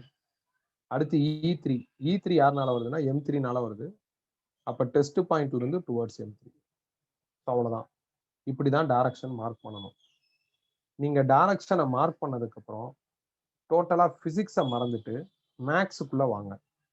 E1, E2, E3ன்னு 3 வெக்டார் இருக்கு. இதை ஆட் பண்ணி சிங்கிள் ரிசல்ட்டா மாத்தணும். இந்த 3 வெக்டாரும் டிஃபரெண்ட் ஆக்சிஸ்ல டிராவல் ஆகுது. இப்படி டிஃபரெண்ட் ஆக்சிஸ்ல டிராவல் ஆகுது அப்படின்னா முதல்ல 2 வெக்டார் எடுத்து ஆட் பண்ணுங்க. அப்படி நீங்க 2 வெக்டார் எடுத்து ஆட் பண்றப்ப ஈஸியா இருக்கணும் அப்படின்னா 2 ஈக்குவல் வெக்டார் எடுத்துட்டு ஆட் பண்ணுங்க. இப்ப E1ம் E3 ஈக்குவல்னு தெரியும். ஸோ அதனால எனக்கு இந்த டயக்ராம்ல இருந்து கிடைக்கிற ஃபர்ஸ்ட் ஐடியா என்ன அப்படின்னா E1ஐயும் E3 வெக்டார் அடிஷன் பண்ணலாம் அப்படிங்கிறதான். அப்ப நான் E1 E3 வெக்டார் அடிஷன் பண்ண போறேன். அதை ஒரு பிராக்கெட்ல எழுதியிருக்கேன் பாருங்க. E1 E3 வெக்டார் அடிஷன் பண்ண போறேன். அப்படி பண்ணா ஒரு ஆன்சர் வரும். அந்த ஆன்சர் E13R அப்படின்னு நானா நேம் பண்ணிக்கிறேன். E1 ஒரு சைடு போகுது, E3 வேற சைடு போகுது. இப்படி கோணல் மாணலா போற 2 வெக்டாரை ஆட் பண்றதுக்கு இந்த ஃபார்முலா யூஸ் பண்ணிக்கலாம். அதாவது √of p² + q² + 2pq cos θ. இது நம்ம வெக்டார்ஸ்லேயே படிச்சாச்சு. இந்த சாப்டர்ல நியூட்டன்ஸ் கிராவிடேஷனல்னாலையும் இந்த ஃபார்முலாவை யூஸ் பண்ணி ப்ராப்ளம்ஸ்லாம் டீல் பண்ணியிருக்கோம். வெக்டார் அடிஷன் பண்ணியிருக்கோம். அதே மாடல் தான். அதுக்கு முன்னாடி இந்த டயக்ராமுக்கு வரேன். இப்போ இதுல E1, E2, E3 எல்லாம் ஒரே டைரக்ஷன்ல இருந்தா நம்ம நார்மலா ஆட் பண்ணிக்கலாம். ஆப்போசிட்ல இருந்தா சப்ட்ராக்ட் பண்ணிக்கலாம். அப்படி இல்லாத பட்சத்துல கோணல் மணலா இருக்கு, இன்க்ளைண்டா போகுது, டிஃப்ரெண்ட் ஆக்சிஸ்ல போகுது அப்படின்னா இவங்கள 2 பேரை நீங்க ஃபர்ஸ்ட் ஆட் பண்ணுங்க. அந்த 2 பேர் யாரா வேணாலும் இருக்கலாம். நீங்க E1, E2 பண்ணலாம், E1, E3 பண்ணலாம், E2, E3 பண்ணலாம். ஆனா சீக்கிரமா முடிக்கணும்னா ஈக்குவல் வெக்டார்ஸா பண்ணுங்க. கண்டிப்பா ஈக்குவல் ரிலேஷன்ஷிப் இருக்கும். அதனாலதான் நான் ஸ்டெப் 2ன்னு ஒன்று உள்ளே எடுத்துட்டு வரேன். இல்லைன்னா இதை பத்திலாம் நான் பேச போறது கிடையாது, தேவையே கிடையாது. பட் நம்மளுக்கு ஈக்குவலா ஏதாவது ரிலேஷன்ஷிப் இருந்ததுன்னா நாம என்ன பண்ணிக்கலாம், அந்த ரிலேஷன்ஷிப் ஹைலைட் பண்ணி வச்சுக்கிட்டோம்னா ரெகனைஸ் ஆகும். மைண்ட் சொல்லும், ஆமா இங்க E1, E3 ஈக்குவலா இருக்கு, அப்ப ஃபர்ஸ்ட் அதை முடிப்போம் அப்படின்னு சொல்லும். அதை தான் நான் பண்ணியிருக்கேன். அன்பார்ச்சுனேட்டா E1 ஒரு பக்கம், E3 ஒரு பக்கம் போகுது. டிஃப்ரெண்ட் ஆக்சிஸ்ல டிராவல் ஆகுது. இப்படி டிஃப்ரெண்ட் ஆக்சிஸ்ல டிராவல் ஆகுதுன்னா parallelogram of vector addition final ஃபார்முலாவை யூஸ் பண்ணி ஆன்சர் எடுத்துடலாம். அந்த ஃபார்முலா தான் இது. இதுல இந்த ஆறுங்கிறத ஆன்சர். அந்த ஆன்சரை நம்ம E13R அப்படிங்கிற சிம்பிள்ல டினோட் பண்ண போறோம். அதை லெஃப்ட் சைட்ல எழுதிட்டேன். ஸ்கொயர் ரூட் ரீடைன் பண்றேன். p²னா E1², q²னா E3², 2pq, 2pக்கு பதில் E1, qக்கு பதில் E3. அப்புறம் cos θ. இந்த தீட்டாவுக்கு இந்த ஃபார்முலா படி என்ன மீனிங் அப்படின்னா எந்த 2 வெக்டாரை ஆட் பண்றீங்களோ அதுக்கு நடுவுல இருக்கிற ஆங்கிள். இப்ப நம்ம ஆட் பண்ணிருக்கிறது E1ம் E3யும். அப்ப அதுக்கு நடுவுல என்ன ஆங்கிள்னு பார்க்கணும். அதுக்கு நடுவுல இருக்கிற ஆங்கிள் 90 டிகிரின்னு டயக்ராம் பாக்குறப்ப கிளியரா தெரியுது. அதனால இங்க 90 போட்டிருக்கேன். cos 90 0ங்கிறதுனால இந்த டேமே 0 ஆயிடும். நெக்ஸ்ட் E1ம் E3 ஈக்குவல்னு ஆல்ரெடி நம்ம என்ன பண்ணியாச்சு, ஸ்டெப் 2ல கன்ஃபார்ம் பண்ணிருக்கோம். அதனால இங்க இருக்கிற E3க்கு பதில் E1 போட்டா E1² + E1² √of 2E1² வரும். அதை ஃபர்தரா சிம்பிளிஃபை பண்ணா √2 E1 வந்துடும். ஸோ இந்த மாதிரி 3 வெக்டாரோ 4 வெக்டாரோ இருந்ததுன்னா ஒரு பிராக்கெட்ல 2 வெக்டார் எடுத்து ஃபர்ஸ்ட் ஆட் பண்ணுங்க. Better you go with equal vectors. அதுதான் நல்லது. 2 ஈக்குவல் வெக்டார் எடுத்து நீங்க ஆட் பண்ணீங்கன்னா உங்களுக்கு ஒரு ரிசல்ட் கிடைக்கும். இதுக்கு அடுத்து என்ன பண்ணணும், சோம்பேறித்தனம் படாம இன்னொரு டயக்ராம் போடணும். ஸோ இன்னொரு டயக்ராம் நான் போட்டேன். இந்த புது டயக்ராம்ல இதுவரை யூஸ் பண்ணாத வெக்டாரை ஃபர்ஸ்ட் மார்க் பண்ணிருங்க. அப்படின்னா E2 இன்னும் யூஸே பண்ணல, அதனால நான் E2 மார்க் பண்ணிட்டேன். இந்த புது டயக்ராம்ல எக்காரணத்தை கொண்டு E1ஐயும் E3ஐயும் மார்க் பண்ணக்கூடாது. ஏன்னா இவங்க 2 பேரையும் வெக்டார் அடிஷன் பண்ணி நம்ம ஆன்சர் எடுத்துட்டோம். இந்த ஆன்சரோட டைரக்ஷன் தான் மார்க் பண்ணணும். இந்த மாதிரியான ஆன்சரோட டைரக்ஷன் கண்டுபிடிக்கிறதுக்கு இன்னொரு ஃபார்முலா இருக்கு. அந்த ஃபார்முலாவும் நான் உங்களுக்கு அந்த ஃபர்ஸ்ட் பாயிண்ட்லயே சொல்லியிருந்தேன். Alpha is equal to tan inverse of q sin θ. அந்த மாதிரிலாம் போகும். tan inverse of q sin θ divided by p plus q cos θ. இந்த மாதிரிலாம் இந்த ஃபார்முலா வரும். கொஞ்சம் ஃபார்முலா லுக்கும் டஃபா இருக்கிற மாதிரி தோணும். டஃப்லாம் கிடையாது, ஆனா பார்த்தா அந்த மாதிரி தான் தோணும்.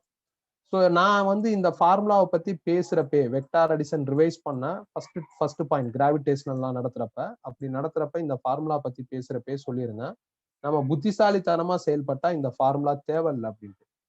அதனால இது தேவை கிடையாது. ஏன்னா நம்ம 2 ஈக்குவல் வெக்டாரை தான் ஆட் பண்ணிருக்கோம். 2 ஈக்குவல் வெக்டாரை ஆட் பண்ணா ப்ரொடியூஸ் ஆகிற அந்த ஆன்சர், ப்ரொடியூஸ் ஆகிற இந்த ரிசல்ட்டோட டைரக்ஷன் மிடில்ல இருக்கும். மிடில் கண்டுபிடிக்கிறது ரொம்ப ஈஸி. இந்த 90ல பாதி. அப்ப இந்த 90ல பாதினா 45. அப்ப இது 90 டிகிரினா 45 டிகிரி டயகனலா இருக்கும். ஸோ அப்ப இதோட டைரக்ஷன் டயகனல்ல இருக்கும். ஸோ அவ்வளவுதான். அதை வந்து நம்ம இந்த ஃபார்முலா வச்சு கண்டுபிடிச்சாலும் அதே 45 தான் வரும். நான் இப்ப சொன்ன லாஜிக் வச்சு கண்டுபிடிச்சாலும் அதே 45 தான் வரும். இந்த லாஜிக் யாருக்கு அப்ளிகபிள்னா நீங்க ஈக்குவல் வெக்டார்ஸ் ஆட் பண்ணாதான். அன்ஈக்குவல் வெக்டார்ஸ் அப்ளை பண்ணா இந்த லாஜிக் அப்ளிகபிள் கிடையாது. அப்ப நீங்க இந்த ஃபார்முலாவை யூஸ் பண்ணி தான் ஆகணும்.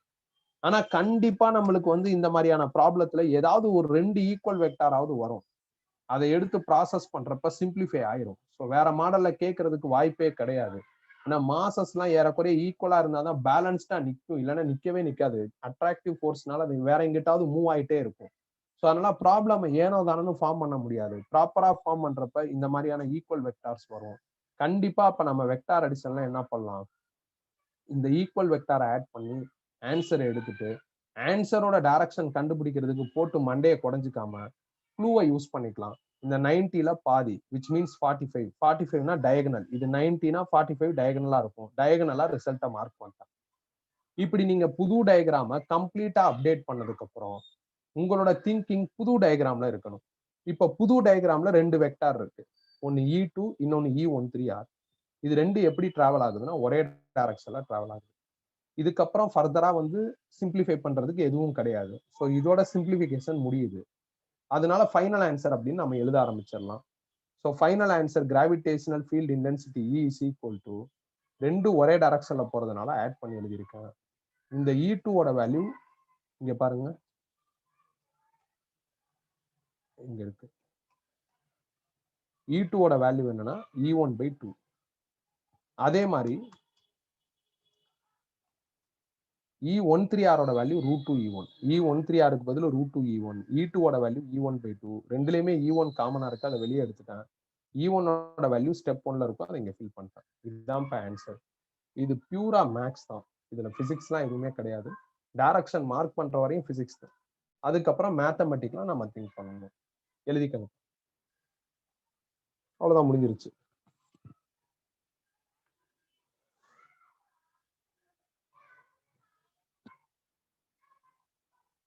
இந்த வெக்டார் அடிஷன்ங்கிற மேக்ஸ் வந்து நம்ம இதுலயே பார்த்துட்டோம்னு நான் சொல்றேன். நியூட்டன்ஸ் கிராவிடேஷனல்லாலே நம்ம யூஸ் பண்ணிருக்கோம், எஃபெக்டிவா யூஸ் பண்ணிருக்கோம்னு நான் சொல்றேன்.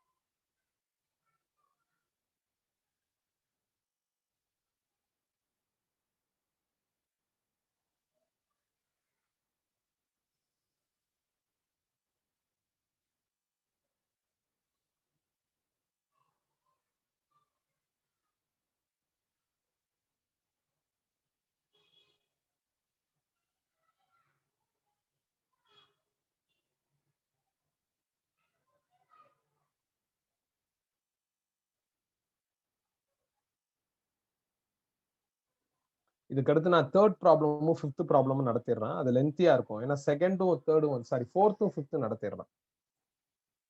செகண்டும் தேர்டும் ரொம்ப சிம்பிளா இருக்கும். அதை கடைசியா பார்ப்போம்.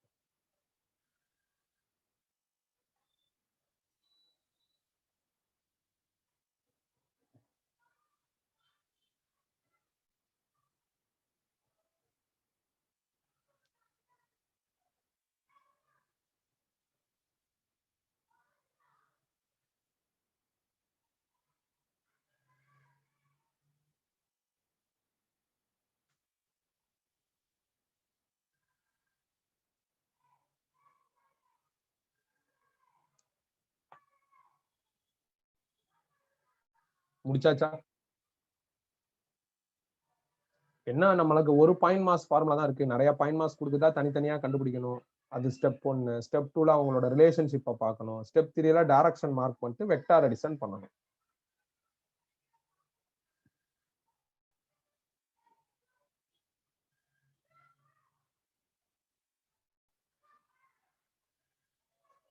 முடிச்சாச்சா? நெக்ஸ்ட் போலாமா?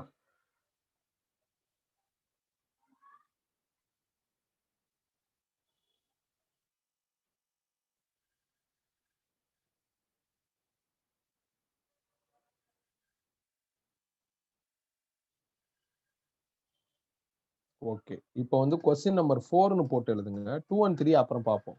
அது ரொம்ப சிம்பிளா இருக்கும். கடைசியா பார்ப்போம். 3 masses m each. 3 masses m each are placed at the corners of an equilateral triangle of side L. 3 masses m each are placed at the corners of an equilateral triangle of side L. Find gravitational field intensity at centroid of the triangle. Find gravitational field intensity at centroid of the triangle.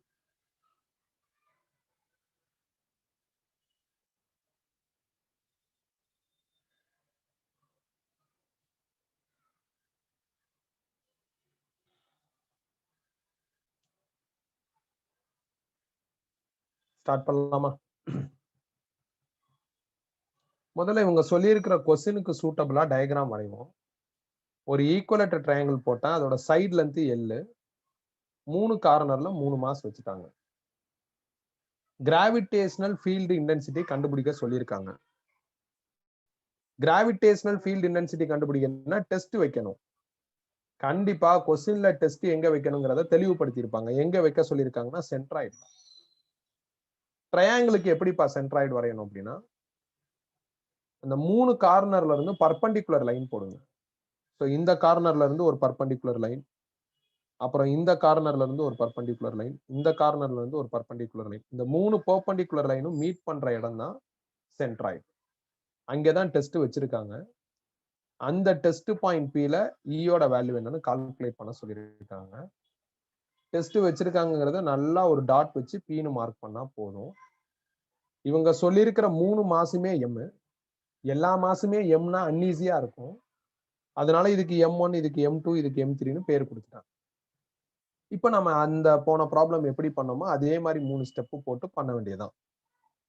இப்ப இங்க 3 mass இருக்கு. 3 மாசுக்கு சேர்த்து 3 point மாசுக்கு சேர்த்து பல்கா gravitational field intensity கண்டுபிடிக்கிற formula நம்மள்ட்ட கிடையாது. At a டைம்ல ஒரு மாசுக்கு தான் பண்ண முடியும். அதுக்கான ஃபார்முலா என்ன அப்படின்னா gm by distance square. இந்த ஃபார்முலாவை பயன்படுத்தி ஃபர்ஸ்ட் M1க்கு பண்றான். அதனால வர ஃபீல்டை ஈன்னு எழுதுறான். அது E1 எழுதிக்கிறான். இந்த ஃபார்முலா படி G கான்ஸ்டன்ட், அப்புறம் அந்த மெயின் மாஸ் அது M1. M1ஓட வேல்யூ ஸ்மால் எம்னு இருக்கு, அதனால ஸ்மால் எம்னு ரீப்ளேஸ் பண்ணிட்டான். அப்புறம் டிஸ்டன்ஸ் ஸ்கொயர். இந்த ஃபார்முலால இருக்கிற டிஸ்டன்ஸ்னா என்ன அர்த்தம்? யார் மாசோ அவங்களுக்கும் எங்க டெஸ்ட் இருக்கோ அதுக்கும் நடுவுல இருக்கிற கேப். ஸோ இது மாசு, இது டெஸ்ட். நடுவுல இருக்கிற கேப்பை நான் கொஞ்சம் டார்க் பண்ணியிருப்பேன். அதை கொஸ்டின் மார்க்னு போட்டிருக்கேன். அப்ப அந்த கேப்பை நான் கொஸ்டின் மார்க்னு சொல்லி இருக்கிறதுனால டிஸ்டன்ஸ் ஸ்கொயரை கொஸ்டின் மார்க் ஸ்கொயர்னு மாத்திட்டேன். இப்ப இந்த கொஸ்டின் மார்க், அதாவது இந்த கேப்பை நான் கால்குலேட் பண்ணணும். எனக்கு நீட்டா இந்த இடத்துல ஒரு ரைட் ஆங்கிள் ட்ரையாங்கிள் தெரியுது. அதனால அதை நான் கட் பண்ணி ரீட்ரா பண்ணிட்டேன். இந்த ஹைபாட்னஸ் தான் என்ன அப்படின்னா கொஸ்டின் மார்க். அதை போட்டேன். அவங்க சொல்லியிருக்கிற ட்ரையாங்கிள் ஈக்குவலேட்டர் ட்ரையாங்கிள். இந்த ஆங்கிள் வந்து 60 டிகிரி. அப்ப நாம நடுவுல கட் பண்றதுனால, ஏன்னா பர்பண்டிகுலர் லைன் வர்றப்ப எக்ஸாக்டா மிடில்ல தான் கட் பண்ணுவோம். அப்ப இந்த ஆங்கிள் 30 டிகிரியா இருக்கும். 30 போட்டேன். அப்புறம் இந்த சைடு லென்த் L. நாம இதோட ட்ரையாங்கிள கட் பண்ணிருக்கோம். இந்த லைனும் பெர்பெண்டிகுலர் லைன் தான். அப்ப மிடில்ல தான் கட் ஆகும். அப்ப இந்த லென்த் என்னவா இருக்கும் அப்படின்னா L/2 இருக்கும். சோ அப்ப இந்த டயகிராம்ல இருந்து அந்த சின்ன ட்ரையாங்கிள கட் பண்ணி அதுல என்னென்ன மார்க் பண்ண முடியுமோ எல்லாம் மார்க் பண்ணிட்டேன். With help of this data இந்த கேப் அதை நான் கொஸ்டின் மார்க்னு போட்டிருக்கேன். அதை கால்குலேட் பண்ணணும். அதுக்கு நான் காஸ் தீட்டா கால்குலேட் பண்ண போறேன். காஸ் தீட்டாவோட formula adjacent side divided by hypotenuse. So cos 30 is equal to adjacent sideக்கு பதில் L/2, hypotenuse வந்து கொஸ்டின் மார்க். இதுல இருந்து கொஸ்டின் மார்க் கண்டுபிடிச்சா L/2 by cos 30 வரும். L/2 retain, cos 30 ஓட வேல்யூ √3/2, 2 கேன்சல் ஆயிடுச்சுன்னா L/√3 வரும். L/√3ங்கிறது கொஸ்டின் மார்க். நம்மளுக்கு என்ன ஆகணும் அப்படின்னா கொஸ்டின் மார்க் ஸ்கொயர் வேணும். அப்ப E1 என்னவாயிரும் அப்படின்னா GM ரீடைன் பண்ணிக்கிறேன். கொஸ்டின் மார்க் பதில் L/√3, அதை ஸ்கொயர் பண்ணா L²/3 வரும். L²/3 மேல கொண்டு போயிட்டேன். அவ்வளவுதான். ஸோ ஃபர்ஸ்ட் மாஸ் E1க்கு, ஃபர்ஸ்ட் மாஸ் M1க்கு கிராவிடேஷனல் ஃபீல்ட் இன்டென்சிட்டி E1 கண்டுபிடிச்சாச்சு. அடுத்து டியூ டு M2, அதுக்கு வர்ற ஆன்சரை நான் E2ன்னு எழுதுறேன். ஒரிஜினல் ஃபார்முலா படி ஃபர்ஸ்ட் G அது கான்ஸ்டன்ட், அதை அப்படியே வச்சிருக்கேன். தென் கேபிட்டல் M, அதான் மெயின் மாஸ். மெயின் மாஸ் தான் இங்க M2. M2ஓட வேல்யூ ஸ்மால் எம்னு இருக்கு, அதை இங்க ஃபில் பண்ணிட்டேன். அப்புறம் டிஸ்டன்ஸ் ஸ்கொயர். டிஸ்டன்ஸ்னா யார் மாசம் அவங்களுக்கும் எங்க டெஸ்ட் இருக்கோ அதுக்கும் நடுவில் இருக்கிற கேப். இந்த கேப்புக்கும் இதே ஆன்சர் தான் வரும். ஏன்னா ஈக்குவலேட்டர் ட்ரையாங்கிளோட ஒரு கார்னர்ல இருந்து சென்ட்ராய்டுக்கு போற டிஸ்டன்ஸ் மாறாது. அதனால அதே L/√3 வரும். நம்மளுக்கு டிஸ்டன்ஸ் ஸ்கொயர்னு இருக்கிறதுனால L²/3ன்னு வந்துடும். பை 3 மேல போயிருச்சு. அதே மாதிரி மூணாவது மாஸ் டியூ டு M3, இதனால வர ஃபீல்டை E3ன்னு எழுதுறேன். G கான்ஸ்டன்ட் அப்படியே ரீடைன் பண்ணியிருக்கேன். எம்முக்கு பதில் M3. M3ஓட வேல்யூ ஸ்மால் எம், அதை ஃபில் பண்ணிட்டேன். அப்புறம் டிஸ்டன்ஸ் ஸ்கொயர். டிஸ்டன்ஸுங்கிறது அந்த மாஸுக்கும் டெஸ்ட்டுக்கும் நடுவில் இருக்கிற கேப்பு. அதாவது ஈக்குவலேட்டர் ட்ரையாங்கிளோட ஒரு கார்னருக்கும் சென்ட்ராய்டுக்கும் நடுவில் இருக்கிற கேப்பு. அதுதான் இந்த L/√3. அப்ப டிஸ்டன்ஸ் ஸ்கொயர்னா L²/3ன்னு வரும். பை 3 மேல போயிருச்சு. Step 1 over. ஏன்னா அவங்க 3 மாசம்னு சொல்லியிருக்காங்க. 3 மாசத்துக்கான ஆன்சரையும் நான் எவாலுவேட் பண்ணிட்டேன். இப்ப ஸ்டெப் 2, இவங்களோட ரிலேஷன்ஷிப்பை நான் ஐடென்டிஃபை பண்ணணும். பை லக் 3மே ஈக்குவலா இருக்கு. அப்ப ஸ்டெப் 2 என்ன அப்படின்னா E1 is equal to E2 is equal to E3. இதுவரை எழுதிக்கங்க. ஸ்டெப் 3யையும் வெக்டார் அடிஷனையும் அடுத்து பார்ப்போம்.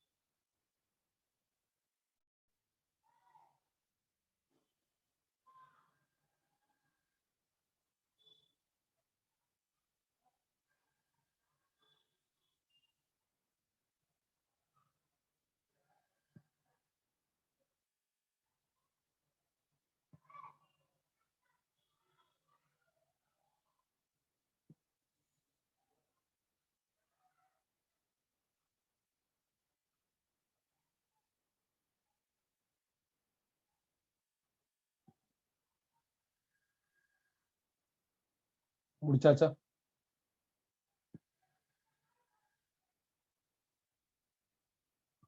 கம்ப்ளீட்டடாப்பா.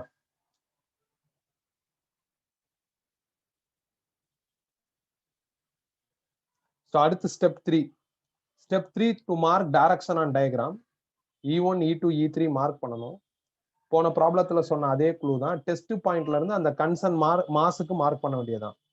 நீங்க புதுசா டயக்ராம் போட்டுருங்க. இதுலயே மார்க் பண்ணாதீங்க. ரொம்ப கன்ஜஸ்டடா இருக்கிற மாதிரி இருக்கும். ஸோ புது டயக்ராம் போட்டேன். ஸோ ஃபர்ஸ்ட் E1 மார்க் பண்ணணும். E1 M1னால வந்திருக்கு. அப்போ வந்து டெஸ்ட் பாயிண்ட்ல இருந்து towards M1.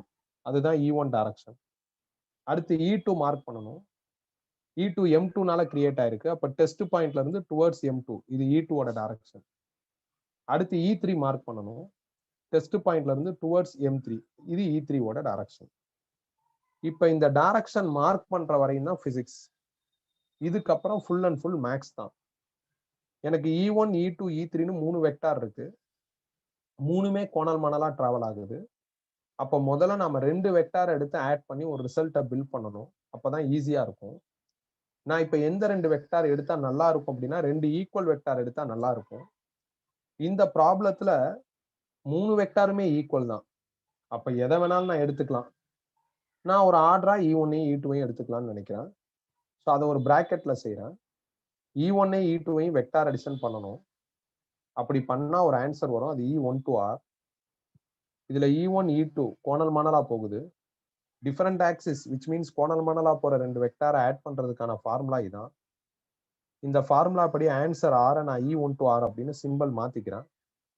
Square root of P ஸ்கொயர்டுக்கு பதில் E1 ஸ்கொயர், Q ஸ்கொயர்டுக்கு பதில் E2 ஸ்கொயர்டு, 2 ரீடைனு, Pக்கு பதில் E1, Qக்கு பதில் E2, காஸ் தீட்டா. தீட்டாங்கிறது எந்த 2 வெக்டாரை ஆட் பண்றோமோ அதுக்கு நடுவுல இருக்கிற ஆங்கிள். நாம ஆட் பண்ண வேண்டியது E1ஐயும் E2ஐயும். அப்ப E1க்கும் E2க்கும் அக்ராஸா உள்ள இந்த ஆங்கிள் வேணும். அதை நான் 120ன்னு கண்டுபிடிச்சு போட்டிருக்கேன். எப்படின்னா இது 30. உனக்கு தெரியும், எழுதியிருக்கேன் பாருங்க. இது 30. அதே மாதிரி இது 90. ஏன்னா இது பெர்பெண்டிகுலர் லைன், பைசெக்டார் லைன். அப்ப இது 90. ஸோ அப்ப இது 30, இது 90. ஒரு ட்ரையாங்கிள்ல 3 ஆங்கிள் ஆட் பண்ணா 180. அப்ப இது 30, இது 90னா இது 60யா இருக்கும்.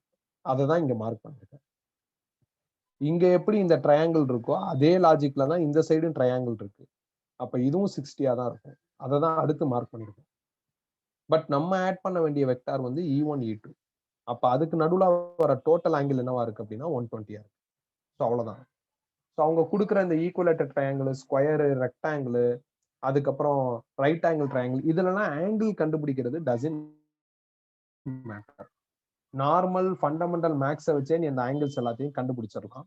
இப்ப சிம்பிளிஃபை பண்ணுங்க. E1ம் E2ம் ஈக்குவலுங்கிறதுனால இந்த E2 ஸ்கொயர்டை நான் E1 ஸ்கொயர்னு மாத்துறேன்.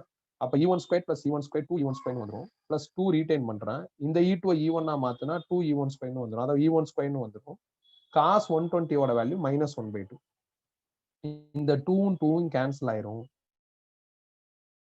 மைனஸ் இங்க நடுவுல மைனஸ்னு வந்துடும். இதுல இருந்து இதை சிம்பிளிஃபை பண்ணா ரூட் ஆஃப் E1 ஸ்கொயர்னு வரும். ரூட்ல இருந்து வெளியே எடுத்துட்டா E1 வரும். ஸோ முடிச்சாச்சு. ஸோ இந்த மாதிரி முடிச்சதுக்கு அப்புறம் மறந்துடாம ஃப்ரெஷ்ஷா இன்னொரு டயக்ராம் என்ன பண்ணுங்கன்னா போடுங்க. இங்கதான் ஸ்ட்ரக் ஆகும். அடுத்து என்ன பண்றதுன்னு கன்ஃபியூஷன் வந்துடும். சாப்டர் செட் டெஸ்ட் எழுதுறப்ப வராது. ஹெவி போர்ஷன்ஸ் எழுதுறப்பெல்லாம் கன்ஃபியூஷன் வரும். ஸோ இந்த மாதிரி நேரத்துல நீங்க என்ன பண்ணுங்கன்னா திருப்பி இன்னொரு தடவை டயக்ராம் போடுங்க. இந்த டயக்ராம்ல சோஃபார் எந்த வெக்டாரை நீங்க டச் பண்ணலையோ அதை மார்க் பண்ணுங்க. அப்ப நான் E3 இன்னும் டச்சே பண்ணல, E3 மார்க் பண்ணிட்டேன். அடுத்து நான் என்ன பண்ணேன், இந்த ரிசல்ட்டை மார்க் பண்ணணும். E1 to R. E1, E2 இனிமேல் மார்க் பண்ணக்கூடாது. ஏன்னா அதை யூஸ் பண்ணியாச்சு. இந்த ரிசல்ட்டை மார்க் பண்ணணும். இந்த ரிசல்ட்டோட டைரக்ஷன் கண்டுபிடிக்கிறதுக்கு நம்மள்ட்ட ஃபார்முலா இருக்கு. ஆனா நம்ம ஆட் பண்ணிருக்கிற 2 வெக்டாரும் ஈக்குவல் வெக்டாரு. 2 ஈக்குவல் வெக்டாரை ஆட் பண்ணா ப்ரொடியூஸ் ஆகுற ரிசல்ட் மிடில்ல இருக்கும். மிடில்னா இந்த ஆங்கிள் பாதி. இந்த ஆங்கிள் 120, 120ல பாதி 60, 60னா இங்க வரும். கிளியரா தெரியுது. ஸோ அதை நான் மார்க் பண்ணிட்டேன். இந்த மாதிரி புது டயக்ராம் வந்ததுக்கு அப்புறம் கரெக்ட் தானே, 120ல பாதி 60, 60 எங்க இருக்குன்னு யோசி பாருங்க. நீங்க இங்கிட்டு இருந்து யோசிச்சாலும் இங்கிட்டு இருந்து யோசிச்சாலும் பிரச்சனை இல்லை. ஏன்னா மிடில்னா தானே மீனிங். ஸோ அப்ப நடுவுல வந்துடும். ஸோ இது டோட்டலா 120னா 60 இந்த லைன்ல என்ன ஆகும் அப்படின்னா வந்துடும். மார்க் பண்ணியாச்சு. Once getting this new diagram, இந்த நியூ டயக்ராம ஃபோக்கஸ் பண்ணுங்க. இந்த நியூ டயக்ராம்ல 2 வெக்டார் ஆப்போசிட்ல இருக்கு. வெக்டார் அடிஷன் லாஜிக் படி ரெண்டு வெக்டார் ஆப்போசிட்ல இருந்தா நம்ம சப்ராக்ட் பண்ணணும். அப்ப final answer E is equal to E3 minus E1 to R. E3 வந்து E1 அப்படின்னு ஸ்டெப் 1லயே நம்ம எழுதி வச்சிருக்கோம். E1 to R ஆரும் E1க்கு ஈக்குவலா இருக்கு, அதனால E1 போட்டுடலாம். E1 minus E1 ஆன்சர் 0ன்னு வந்துடும். அவ்வளவுதான்ப்பா, எழுதிக்கங்க.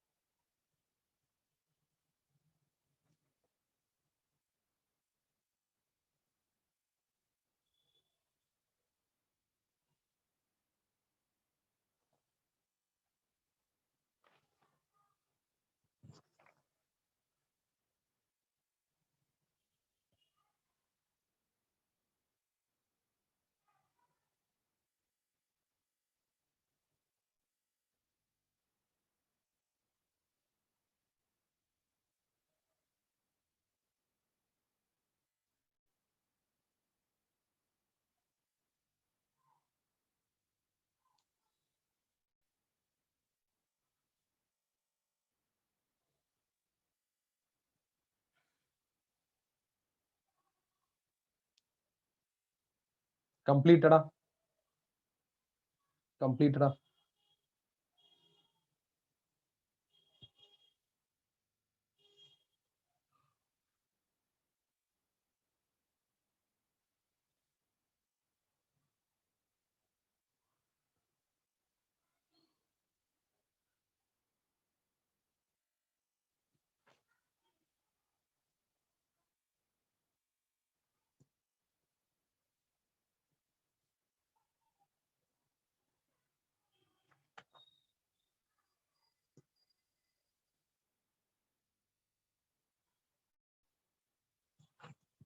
அடுத்து போலாமா? கம்ப்ளீட் பண்ணியாச்சா? ஓகே. ஸோ அடுத்த ப்ராப்ளம் வாங்க. ப்ராப்ளம் நம்பர் 5 இது. எழுதிக்கங்க. Calculate the gravitational field at point O.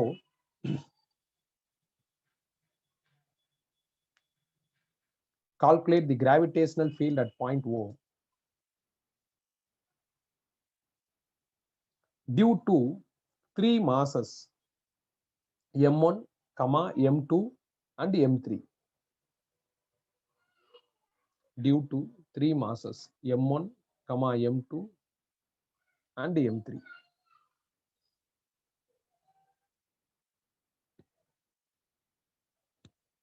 Whose positions are given by the following figure. Whose positions are given by the following figure.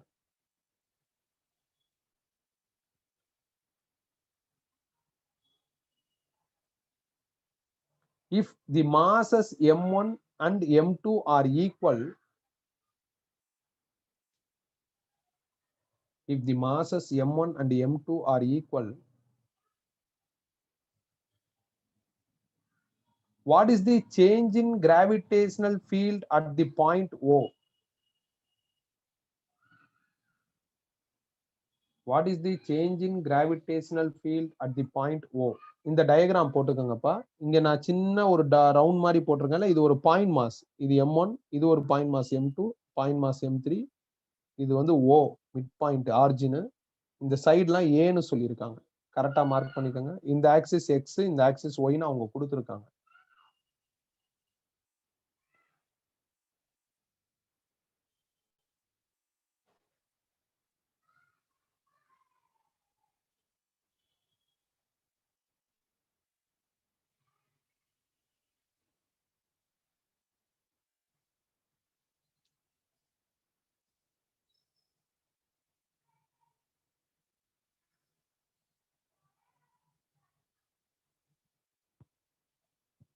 கம்ப்ளீட்டடா.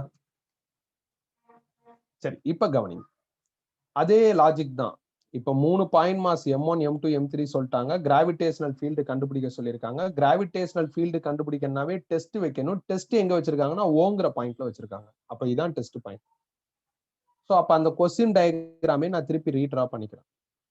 இங்க மொத்தம் 3 மாஸ் இருக்கு. 3 பாயிண்ட் மாஸுக்கும் சேர்த்து பல்கா கிராவிடேஷனல் ஃபீல்டு இன்டென்சிட்டி கண்டுபிடிக்கிற formula நம்மள்ட்ட கிடையாது. அட் அ டைம்ல ஒரு மாஸுக்கு தான் பண்ண முடியும். அதுக்கான ஃபார்முலா தான் இது.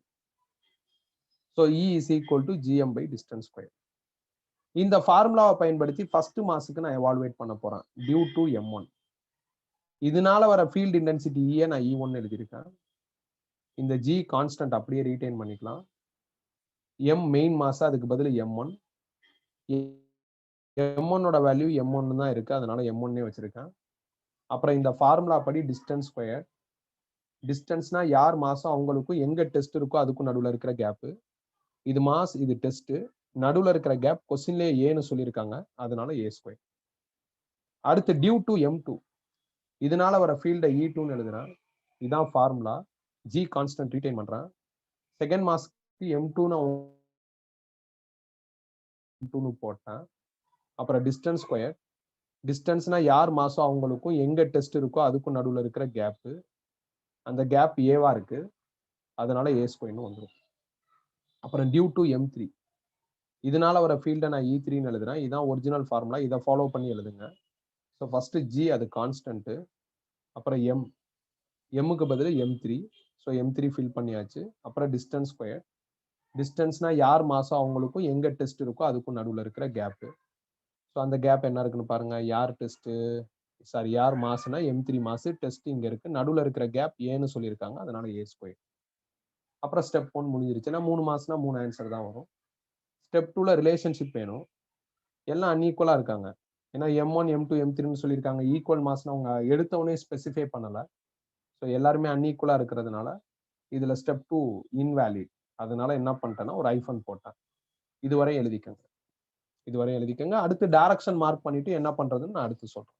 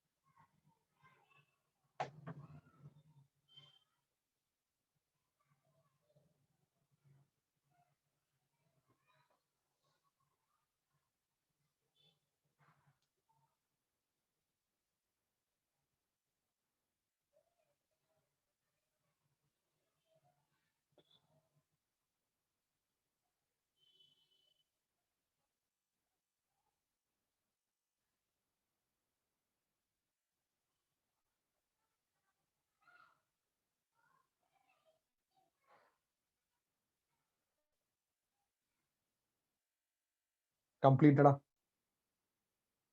கம்ப்ளீட்டடா. கம்ப்ளீட்டடா.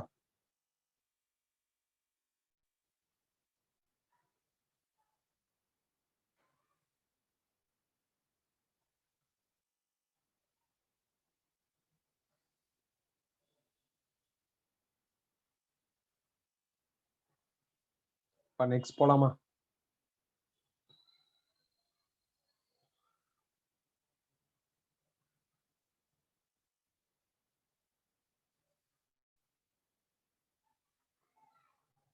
இப்ப நான் டைரக்ஷன் மார்க் பண்ண போறேன். ஸோ 3 மாசத்துக்கு மார்க் பண்ணோம். So to mark direction and diagram. Logic என்னப்பா சொல்லியிருக்கேன், டெஸ்ட் பாயிண்ட்ல இருந்து டுவர்ட்ஸ் மாஸ் மார்க் பண்ணணும். ஸோ ஃபர்ஸ்ட் M1 டெஸ்ட் பாயிண்ட்ல இருந்து டுவர்ட்ஸ் மாஸ்னா E1 இந்த டைரக்ஷன்ல வரும். ஸோ மார்க் பண்ணிட்டேன் பாருங்க. அடுத்து M2னால வருது E2. டெஸ்ட் பாயிண்ட்ல இருந்து டுவர்ட்ஸ் M2, E2 இந்த டைரக்ஷன்ல வந்துடும். அடுத்து M3னால வருது E3. டெஸ்ட் பாயிண்ட்ல இருந்து டுவர்ட்ஸ் M3, அப்ப E3 இப்படி வந்துடும். இப்ப E1, E2, E3 எல்லாம் வேற வேற ஆக்சிஸ்ல போகுது. அப்ப இதை கம்பைன் பண்ணி சிங்கிள் ரிசல்ட்டா மாத்தணும், அதாவது வெக்டார் அடிஷன் பண்ணணும். இதுவரை தான் பிசிக்ஸ், இதுக்கப்புறம் மேக்ஸ் யோசிக்கணும் அப்படின்னு சொல்லியிருக்கேன். நான் இந்த இடத்துல என்ன பண்ண போறேன்னா இன்னொரு way of vector addition method நான் ஃபாலோ பண்ண போறேன்ப்பா. நான் ஏன் இந்த மெத்தட் ஃபாலோ பண்றேன் அதை கொஞ்ச நேரம் கழிச்சு சொல்றேன். என்ன மெத்தட்னா ஸ்ட்ரைட்டா ஒரே லைன்ல எழுதலாம் final answer. E is equal to E1 first எழுதிருங்க. E1 பாசிட்டிவ் எக்ஸ் ஆக்சிஸ்ல ஃப்ளோ ஆகுது, அதனால ஐ கேப் பிளஸ். அடுத்து E2 எழுதிருங்க. E2 நெகட்டிவ் எக்ஸ் ஆக்சிஸ்ல போகுது, அதனால minus I cap plus. E3 எழுதிருங்க. E3 பாசிட்டிவ் ஒய் ஆக்சிஸ்ல போகுது, அதனால ஜே கேப். அவ்வளவுதான், வேலை முடிஞ்சிருச்சு. இது ஒரு வே ஆஃப் வெக்டார் அடிஷன். நான் ஏன் இதை ஃபாலோ பண்ணிருக்கேன் அப்படின்னா, இந்த கொஸ்டினுக்கு ப்ராபபிளி ஆப்சன்ஸ் கொடுத்திருந்தாங்கன்னா இந்த மாதிரி கொடுத்துருக்கலாம், அதனால நான் இந்த மாதிரி ஃபாலோ பண்ணிருக்கேன். இப்படியும் பண்ணலாம், நாம ஏற்கனவே பண்ண மாதிரியும் பண்ணலாம். இப்படி பண்ணியும் நாம என்ன பண்ணலாம் அப்படின்னா, ஏற்கனவே பண்ண மெத்தட்ல என்ன ஃபைனல் ஆன்சர் வருதோ அதே ஆன்சரை எடுக்கலாம்.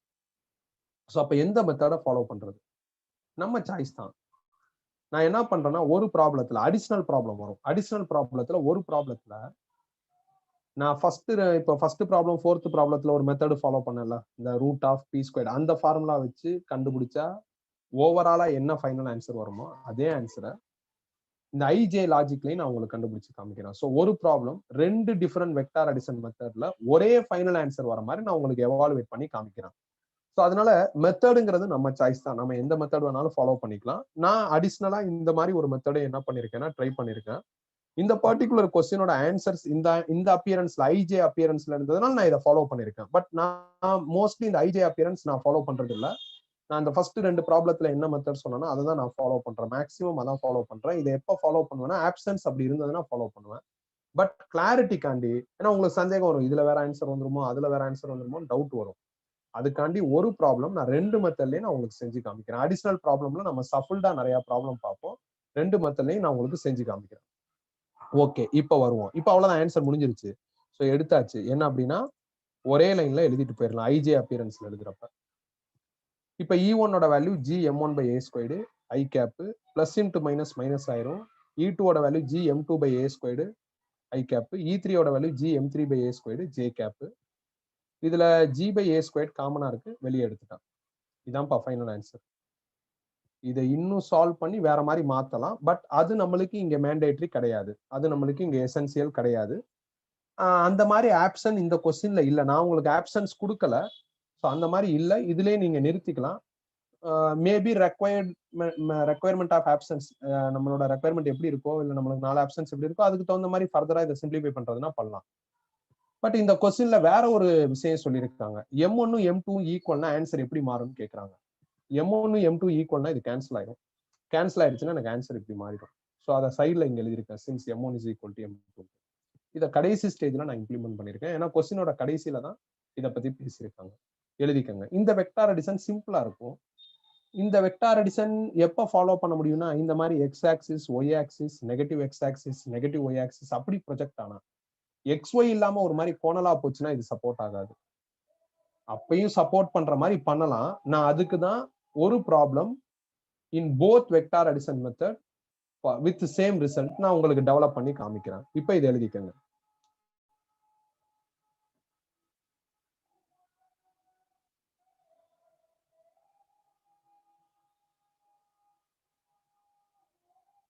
நாளைக்கும் நான் நிறைய வெளியே போக வேண்டிய ஒர்க் இருக்குப்பா, பர்சனல் ஒர்க்கு. அதனால நாளைக்கு என்னால் அடிஷ்னல் கிளாஸ் போட முடியாது. ஸோ அடுத்த வாரம் போடுற மாதிரி பிளான் பண்ணிக்கிறேன். ஸோ அடுத்த கிளாஸ் வந்து டியூஸ்டே. அடுத்த கிளாஸ் டியூஸ்டே எப்பயும் போல 6 to 8. 4th term 5th term Tuesday முடிச்சிடலான்னு நினைக்கிறேன். 3rd டேர்ம் வரையும் தான் லென்த்தி. 4 and 5 டியூஸ்டே முடிச்சிடலான்னு நினைக்கிறேன். ஸோ இன்னைக்கு கிளாஸ்லேயே நிறைய பேர் ஆப்சென்ட்டா இருக்காங்க, என்னன்னு தெரியல.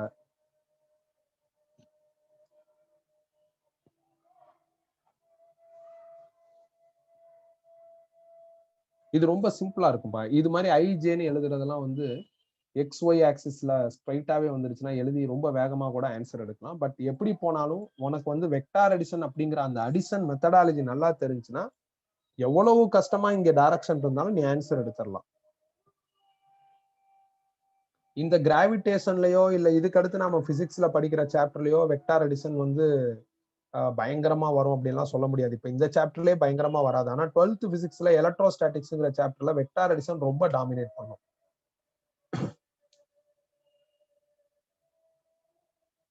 கம்ப்ளீட்டடா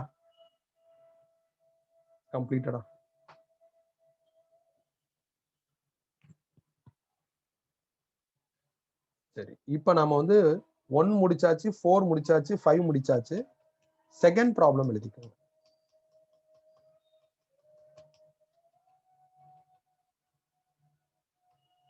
எழுதுங்க. The gravitational field at a point is given by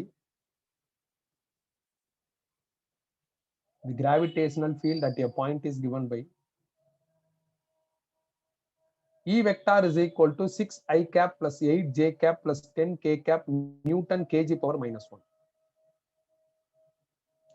E vector is equal to 6i cap plus 8j cap plus 10k cap Newton kg power minus 1.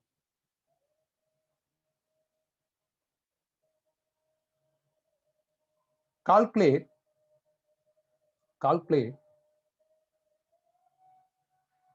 the net gravitational force exerted on a particle. Calculate the net gravitational force exerted on a particle of mass 5 kg placed at that point.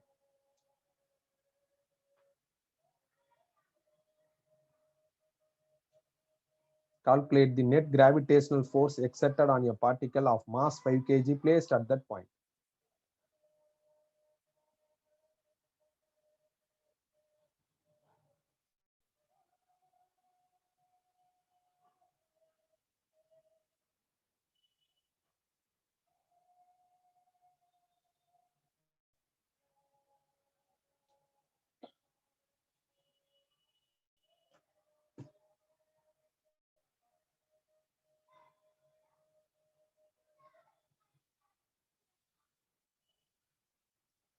Start பண்ணலாமா? இ கொடுத்துட்டாங்க, M கொடுத்துட்டாங்க, F கேட்கறாங்கப்பா. ரொம்ப simple. இ கொடுத்துட்டு F கேட்கறாங்க அப்படின்னா definition formula use பண்ணுங்க. ஏன்னா டெஃபனிஷன்ல தான் ஈக்கும் எஃப்க்கும் ரிலேஷன்ஷிப் இருக்கு. இதுல இருந்து எஃப் கண்டுபிடிச்சா எம் இன்டு ஈன்னு வரும். எம் 5 kg, ஈக்கு பதில் 6i cap plus 8j cap plus 10k cap எழுதிட்டான். இதை உள்ள மல்டிப்ளை பண்ணா 30i cap plus 40j cap plus 50k capனு வரும். இதுதான் ஆன்சர். பட் இந்த மாதிரி ஆன்சர் இல்லாம ஒரு சிங்கிள் ஆன்சர், சிங்கிள் நம்பரா இருந்ததுன்னா இதுக்கு மேக்னிடியூட் போடுங்க. மேக்னிடியூட் போட்டா எப்படி எழுதணும்? 30 square plus 40 square plus 50 square எழுதணும். சால்வ் பண்ணா சிங்கிள் ஆன்சர் வந்துடும். உங்களோட ஆப்ஷன்ல இப்படி இருந்ததுன்னா இப்படியே வச்சுக்கோங்க. இல்ல இதை சிங்கிள் நம்பரா மாத்தோம்னா இப்படி பண்ண ஆன்சர் வந்துடும். அவ்வளவுதான். ரொம்ப சாதாரணமான ஒரு ப்ராப்ளம்.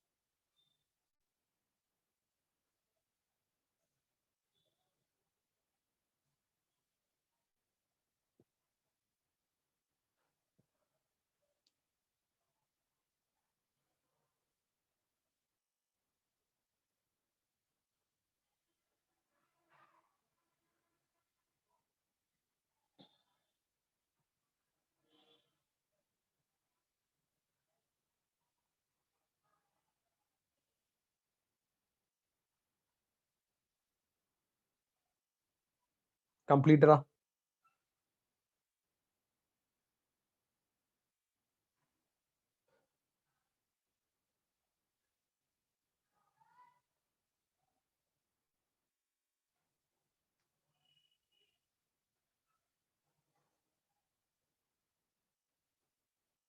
நெக்ஸ்ட் போலாமா? அடுத்து இந்த ப்ராப்ளம் எழுதுங்க. The ratio of orbital distance of two planets. The ratio of orbital distance of two planets. d1 by d2 is equal to 2.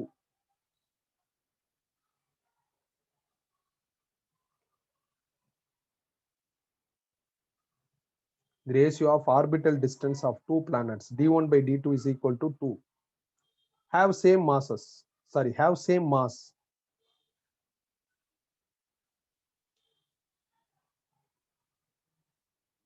What is the ratio of gravitational field experienced by these two these two planets?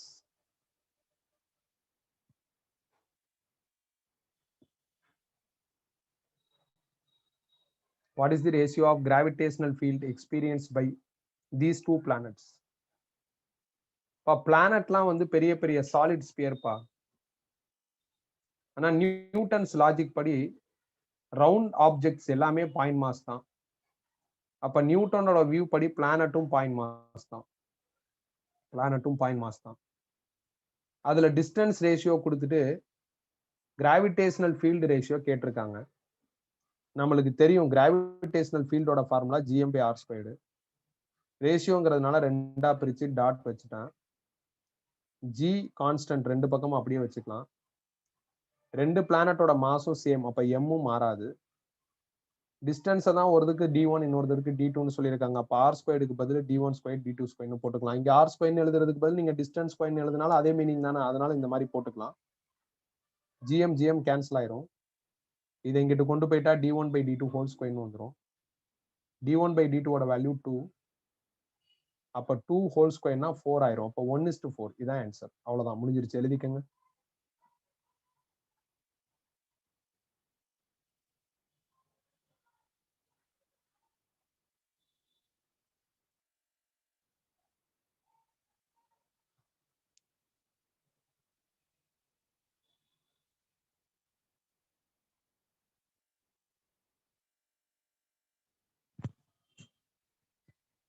சில நேரத்துல அவங்க ஸ்பெசிபிக்கா solid sphere, hollow sphere அப்படின்னு சொன்னாங்கன்னா அப்பயும் இதே formula தான் நம்ம use பண்ற மாதிரி வரும். ஆனா சின்ன சின்ன கரெக்ஷன்ஸ் இருக்கு. அது என்னங்கிறத இப்போ ஒரு டேபிளா பாத்திரலாம். இது முடிச்சிட்டீங்களா?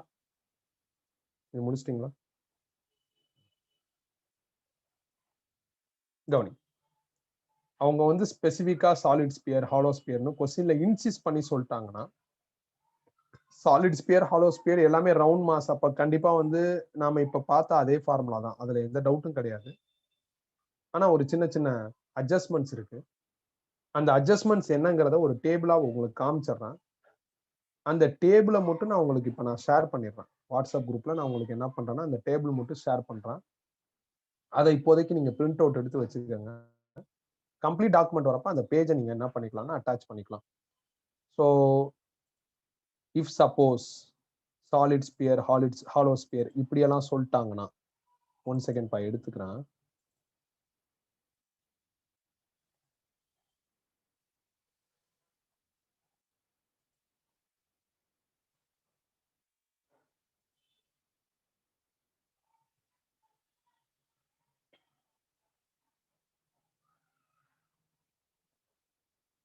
இதான் அந்த டேபிள்.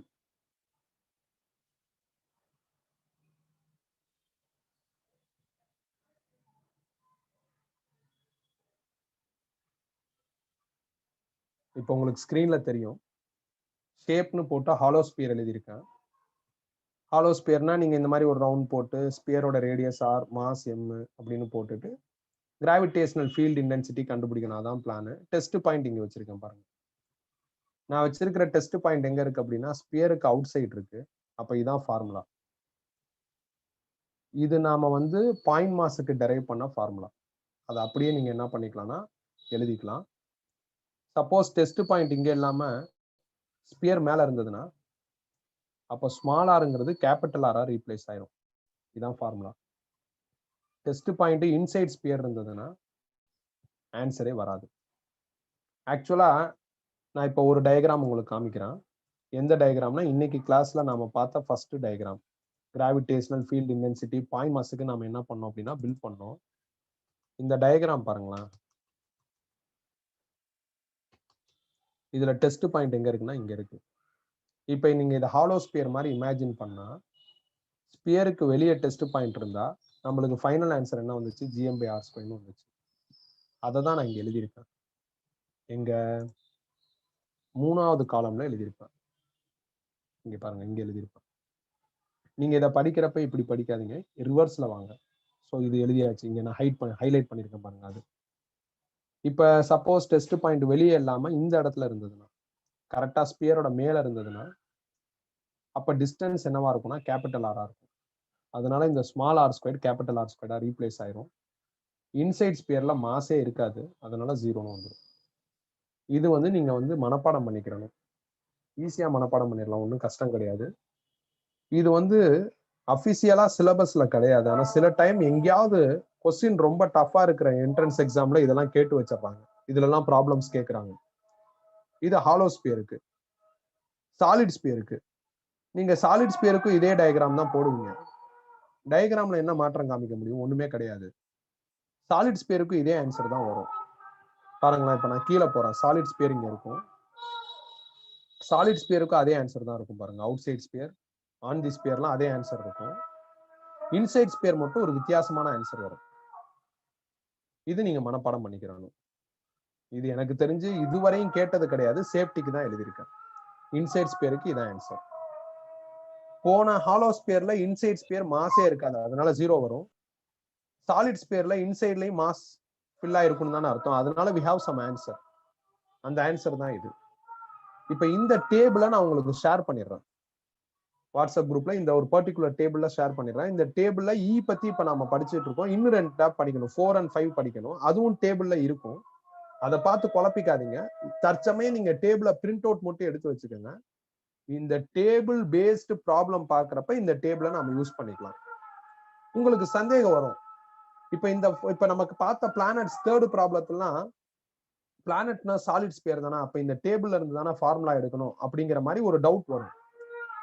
இந்த டேபிளை நாம யூஸ் பண்ற மாதிரி இருக்கு, இந்த டேபிள்ல இருந்து நம்ம ஃபார்முலாவை கலெக்ட் பண்ற மாதிரி இருக்கு அப்படின்னா அவங்க தெளிவா சொல்லுவாங்க. Solid sphere, hollow sphere, outside sphere இருக்கு, ஆன் தி ஸ்பியர் இருக்கு, இன்சைட் ஸ்பியர் இருக்குன்னு ஸ்பெசிஃபை பண்ணுவாங்க. அப்ப கொஸ்டினை ரீட் பண்றப்ப ஸ்பியருங்கிற க்ளூ இருக்கும், டெஸ்ட் எங்க வச்சிருக்கோம் அப்படிங்கிற அந்த க்ளூ இருக்கும். அந்த க்ளூவை வச்சுக்கிட்டு இந்த டேபிளை எடுத்து இந்த டேபிள்ல இருந்து நம்ம சரியான ஃபார்முலாவை எடுத்துக்கலாம். ஸோ அதனால ஜஸ்ட் நான் உங்களுக்கு ப்ரொஜெக்ட் பண்ணிருக்கேன். கம்ப்ளீட்டா இந்த டேபிள் முடிக்கணும்னா 4th டேர்ம் 5th டேர்ம்லாம் படிக்கணும். அதை படிச்சுட்டு நாம பாத்துக்கலாம். அது ஒரு மேட்டரே கிடையாது. அவ்வளவுதான். இப்ப இதுல ஏதாவது சந்தேகம் இருந்தா கேட்கலாம்ப்பா. ஏதாவது டிஸ்பிளே பண்ணணும்னா பண்றேன். சந்தேகம் இல்லை, எதுவும் டிஸ்பிளே பண்ண வேண்டிய நெசசிட்டி இல்லைன்னா லாக் அவுட் ஆயிக்கலாம். நீங்க ரிமைனிங் நாம டியூஸ்டே பார்ப்போம்.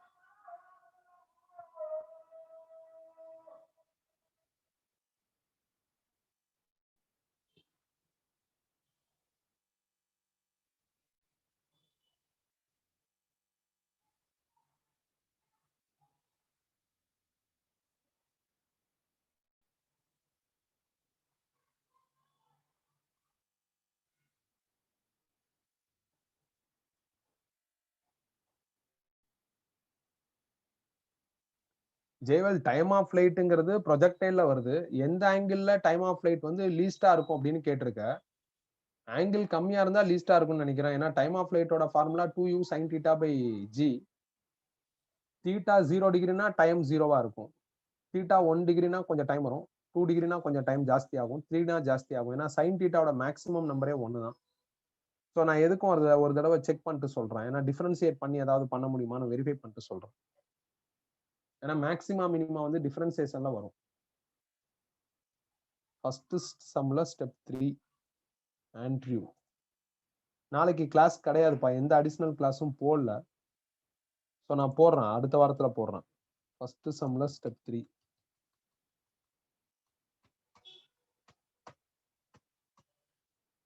எழுதிக்கப்பா. ஆண்ட்ரியூ எழுதியாச்சுன்னா சொல்லுங்க.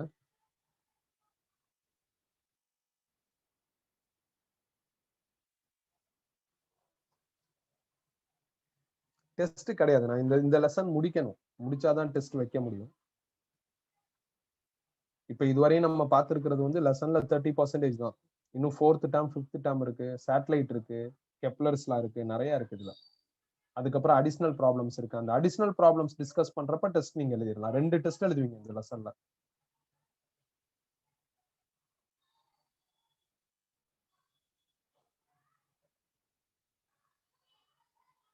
ஓகேப்பா, தேங்க்யூப்பா. வேற ஏதாவது டிஸ்பிளே பண்ணணுமா? வேற ஏதாவது டிஸ்பிளே பண்ணணுமா?